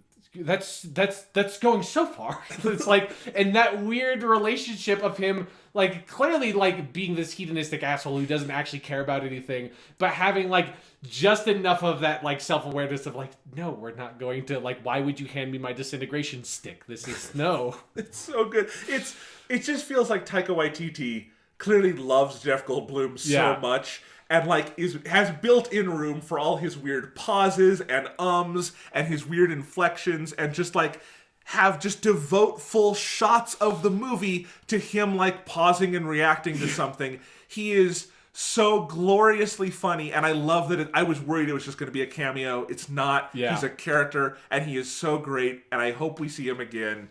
He is... God, they have to use him again. Like, it can't just be this movie. I don't know what they do. I don't know how they justify it. He's like supposed to be the Benicio del Toro character's brother, the collector from the other ones, and it would be fun to see them together. Yeah, it's just, he's so fucking funny. In particular, I think maybe my favorite moment with that character is in the party after like Thor and Loki are together, and he's talking to Thor and Loki. He says like, oh, well, time works differently on Sakaar. Like outside here, I would be millions of years old, but on Sakaar, and he just pauses and doesn't say anything again.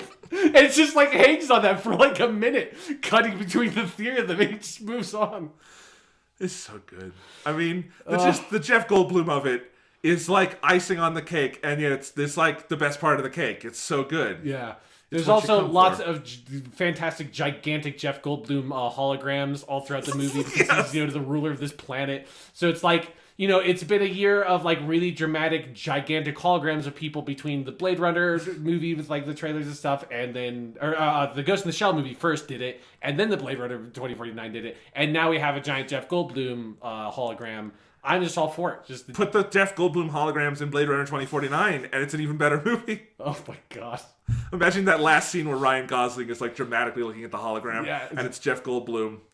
Yes. Yeah. He makes every movie better. All right. Talking about the characters kind of let us hit most of the major beats, but what else should we talk about here? I mean, there's a lot to go through. Just like the production of the movie, I love how it uses color. It's both the cinematography but also the art direction in this movie just has this sort of neon pastel look to everything that I just enjoy so much. Like, because the first two Thor movies are pretty drab visually. Yeah. This one just is an explosion of color, and it feels so great. Sakaar is such a cool series of sets. It feels 80s, but not in the way that annoys me, where it's like 80s fetishization. It's just like kind of a natural extension of kind of the weird clashing of that kind of thing. Yeah, it kind of reminds me of the 80s Transformers movie, the animated one. Like, it's got kind of that aesthetic to it of that. It's like this weird mashup of like sort of sci-fi, punky, like fantasy, like this big mishmash of weird stuff, but like really bright colors. Yeah. And I think, when we get to the action scenes, I don't know if they're like the best action scenes in any Marvel movie, but they have that sense of visual style and color and all those things that makes them so fun to watch. And I think when you mix it with the music, whether it's Mark Mothersbaugh or Immigrant Song or whatever, it just, again, it all feels so, whether it's literally colorful on screen or not, it's such a colorful movie. Yeah. And then also just like thinking about some of that stuff in other parts of the movie to talk about is I do think there's a lot to talk about with the opening scene in particular, and but like I think it's interesting how they start the movie in like Surtur's realm, which is like very dark and like kind of looks a bit more like the other Thor movies to me. If that is sort of like dark and a bit grimier, and that's also where Thor still looks like Thor. You know, it's before he has his haircut and gets his new costume and all that stuff. And there's something I really love about that moment they choose to open the movie on that makes it feel like it almost like feels like this is like the X-Files movie that's like between season 6 or 7 or something. Like it's like this like movie that's like this giant version of a TV show where there's been all these adventures that Thor has been having all along, even though we've only seen this character a couple of times. Like in the grand scope of things is where these characters come from with comic books. We've barely spent any time with Thor at all, but this movie opens in such a way where it reminds you like, oh yeah, this is like the comic timing of this dude. This is kind of like who this character is, and it insinuates this past in this like continuing series of adventures of like classic Thor that then sets up him changing into this very different Thor by the end of the movie that I really like. It's like whenever a modern Doctor Who episode like starts mid-adventure and then goes off to something else. I love when they do that. Yeah, it definitely has that kind of feel. And then another thing they do in that scene is they really, really focus on Mjolnir and in that fight scene and using the hammer. It's that like I think very organically sets up the audience to then like and to empathize with Thor even more when Mjolnir is destroyed, and he can't rely on that in the future fight scenes. He can't just sort of like call it to him from anywhere and throw it around and do all that crazy, insane bullshit. You were talking about your favorite Chris Hemsworth moments. Now that you remind me, because you've seen the movie more recently than me, so yeah. But it reminded me, my favorite Chris Hemsworth stuff in this movie is on Sakaar later, where he's like waxing poetic about his hammer, and it's like, it was really cool. I would throw it and grab onto it, and it would fly me through the air. And he's just like, it's so like he's just so in love with this hammer he's talking about. It's very funny. But yes, no, it's one of the other things, like when you think of all the status quo things that get shattered by the end of this movie and in no way repaired, I would have expected going in that he gets Mjolnir back at the end. I kept on waiting for that in like the climactic scene. Like I kept on thinking that was, you know, the moment from the trailer that, you know, is, you know, in this movie obviously of Hela going like, what are you the god of? And then, you know, in the trailer it's like smash cut to him like and all lightning-y and stuff and like goes kind of full anime with the character. And then this movie, obviously they have that moment. It's more like sort of like full and dramatically realized.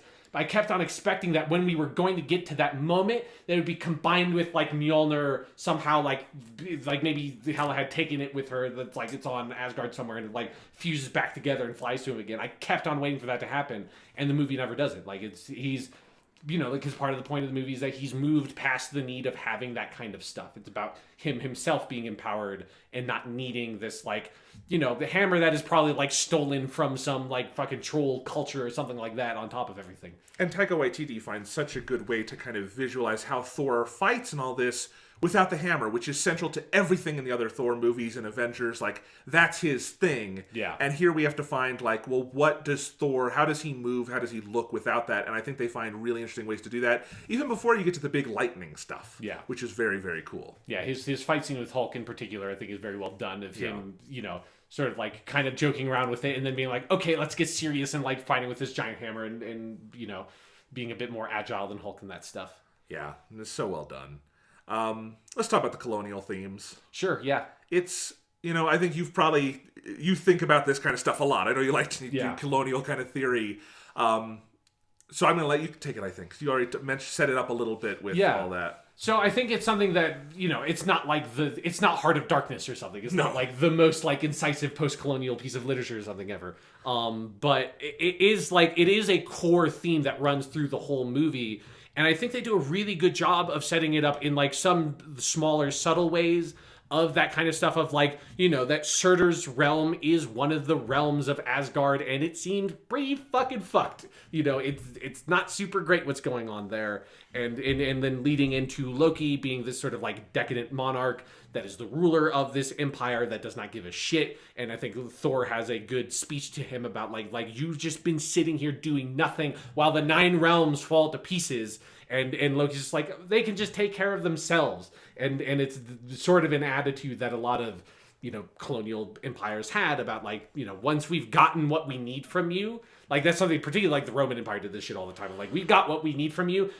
you guys are on your own. Like, we're going to install a Roman governor that sort of has some nominal authority and stuff, but like, fuck off. Like, we got our shit. We like sort of weirdly appropriated bits of your culture in ways that like is cool but weird, and now we're gone. Like you know, you do your own thing, and again, keep on giving us all your gold and riches, and that's kind of how a lot of that stuff operates, and sets that up well. But I think in particular, it's everything about the Hela character and what she represents, and I like that she is just like this proud colonialist. She's just like, no, like, yes, we did. Like, yes, that's what we did. We went and we conquered places and we killed them and we took their shit and we made ourselves more powerful and we amassed all this gold and all this power. And our issue was we didn't do it enough.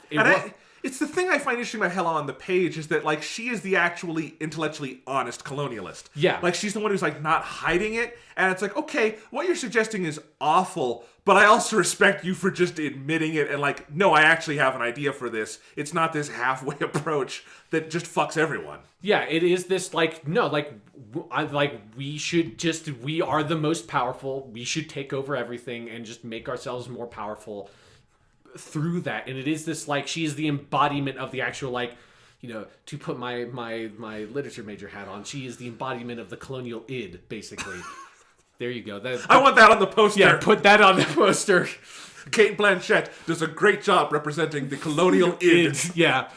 But it is like, I think there's some really great moments of visual symbolism in the movie. In particular, I think my favorite one that they give a huge amount of bombast is once Hela comes back to Asgard and has taken everything over and goes into the palace and looks up at that mural that depicts Odin going and like making peace treaties with all the different 9 realms and the ice giants and all these people. It's like, oh, this is the narrative we've told ourselves. It's how, you know, and it's like the actual narrative of colonialism historically was, if you're looking at like the 19th century and, you know, like British colonialism, that kind of stuff, it's like, oh, we're doing them a favor by taking them over. You know, that's like the story of colonialism in Africa. Is like, look at all these primitive savages. We are doing them a favor. We're bringing them culture. We're bringing them civilization. We're pulling them out of the mud, was the sort of like thought at the time.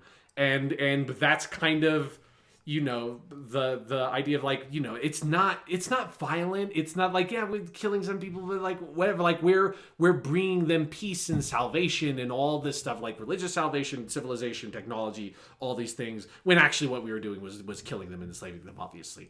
And as part of that thing of like Hela, you know, representing like this honest form of colonialism, is she destroys that mural, and below that, and it's one of like the only instances of this, like almost like, it's not like surreal is not the right word for it, but like it's not realistic. Like there's no, like, presumably that mural behind that mural that depicts like her violent version of those events did not actually exist there, because that doesn't make sense to me, that like Odin's like commissioned, you know, Asgardian Michelangelo to be like, I want you to make a really beautiful mosaic about like my daughter fucking everything up, and then on top of that put a mosaic of me like doing everything in this like peaceful way. But it's too good a moment of symbolism to pass up. Yes, exactly. It's like really powerful symbolism, like regardless of like the reality of the situation, her ripping it apart to reveal like, no, this is how it actually happened, is we went in there with armies and we destroyed them and we took their riches, and that's how colonialism operates. And colonialism is very much about that, like,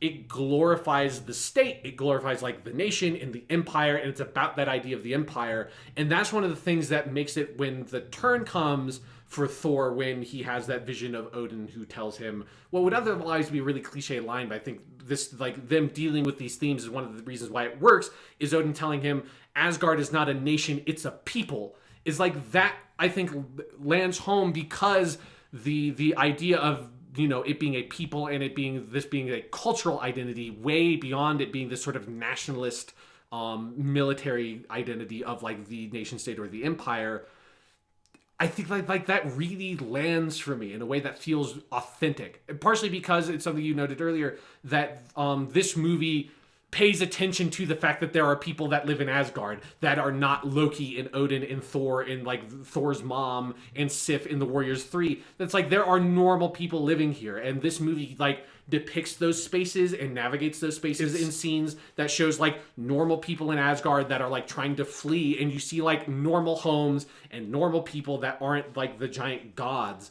And it sells that notion of like Asgard is a culture and a people, not this like violent colonial like throne. It's something, again, to maybe throw some shade at some different superhero movies that Marvel does well when it wants to, is showing the people on the ground that the heroes have to save. And it's always one of my favorite things of like, it just feels so much more impactful when it's like, yeah, they're not saving some idea, they're saving people. Like that actually, I see what happens here and why it matters. Yeah, and it's one of the things that I had not noticed about the other Thor movies is that like that was an aspect basically absent from the Asgard. It's not part of the story, you know? Yeah. And here, but like it feels like it like very obviously needs to be a part of the story because Thor's arc has always been about him like having to take the throne but being resistant of that for different reasons in the other movies.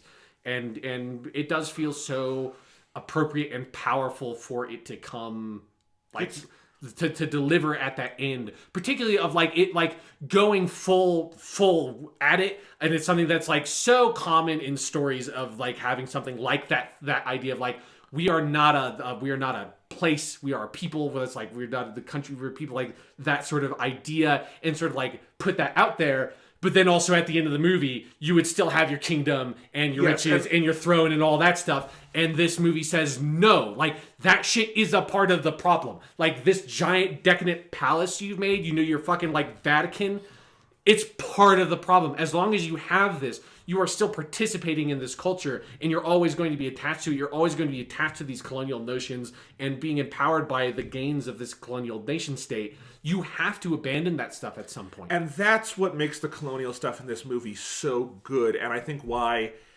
everyone like independently has noticed it while watching and then gone and discussed it online and being like, right, that is like a big part of this.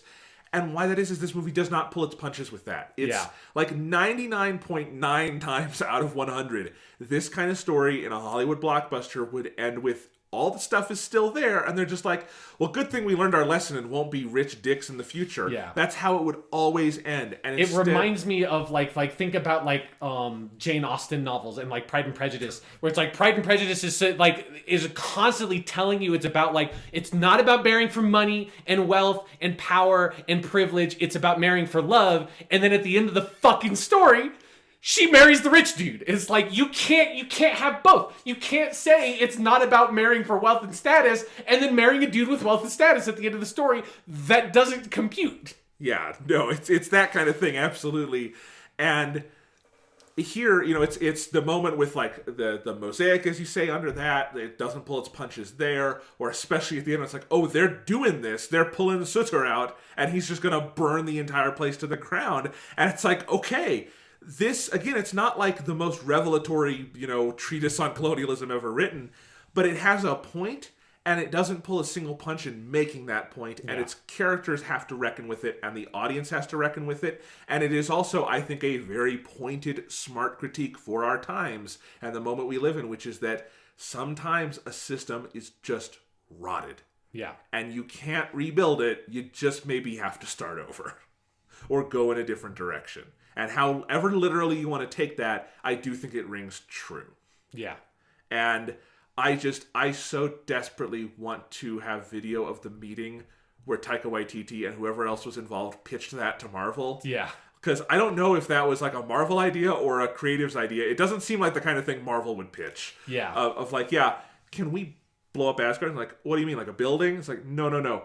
The entire realm. Like, we're never going to go back. We blow the whole thing up there on a ship at the end, and it's all gone. Yeah. Like, all of it? It's like, yeah. And he also loses his hammer, and Odin's dead. And he loses one eye. Yeah, he's going to have an eye patch now. You're going to have to CGI that out in the trailers. I know it's going to be expensive, but, you know, all that.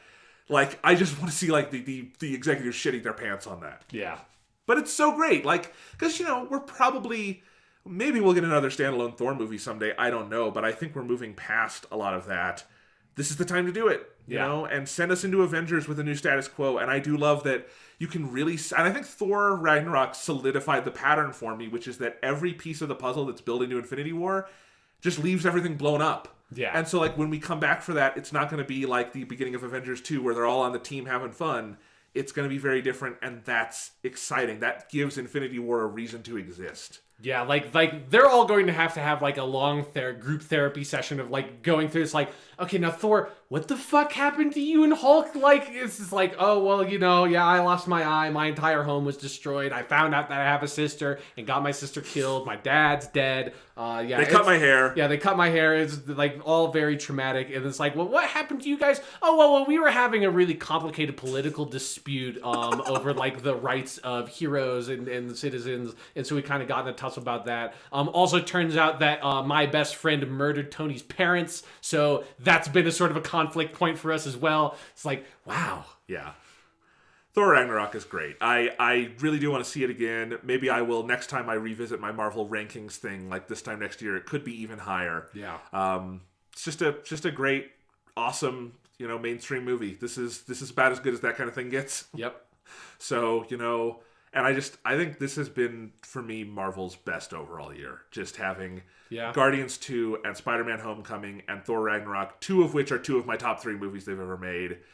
It's great. And then, the previous year having Civil War and Doctor Strange. Just we're on a really cool stretch. And the next 2 are Black Panther and Infinity War. Yeah. And I'm so psyched. God, Black Panther looks so good. Because Black Panther, like, specifically looks like it's continuing in the trend from Guardians 2 and this movie of, just do it, man. Like, just make your own movie. Yeah. Did you see all the character posters that came out this week for Black Panther? Yeah, they're good. Oh, man, I can't wait for this movie. Yeah, so we'll get to talk about that in February. It'll be awesome. But for now, I think we've talked enough for tonight, Sean. For this week, 2 podcasts. We'll be back next week.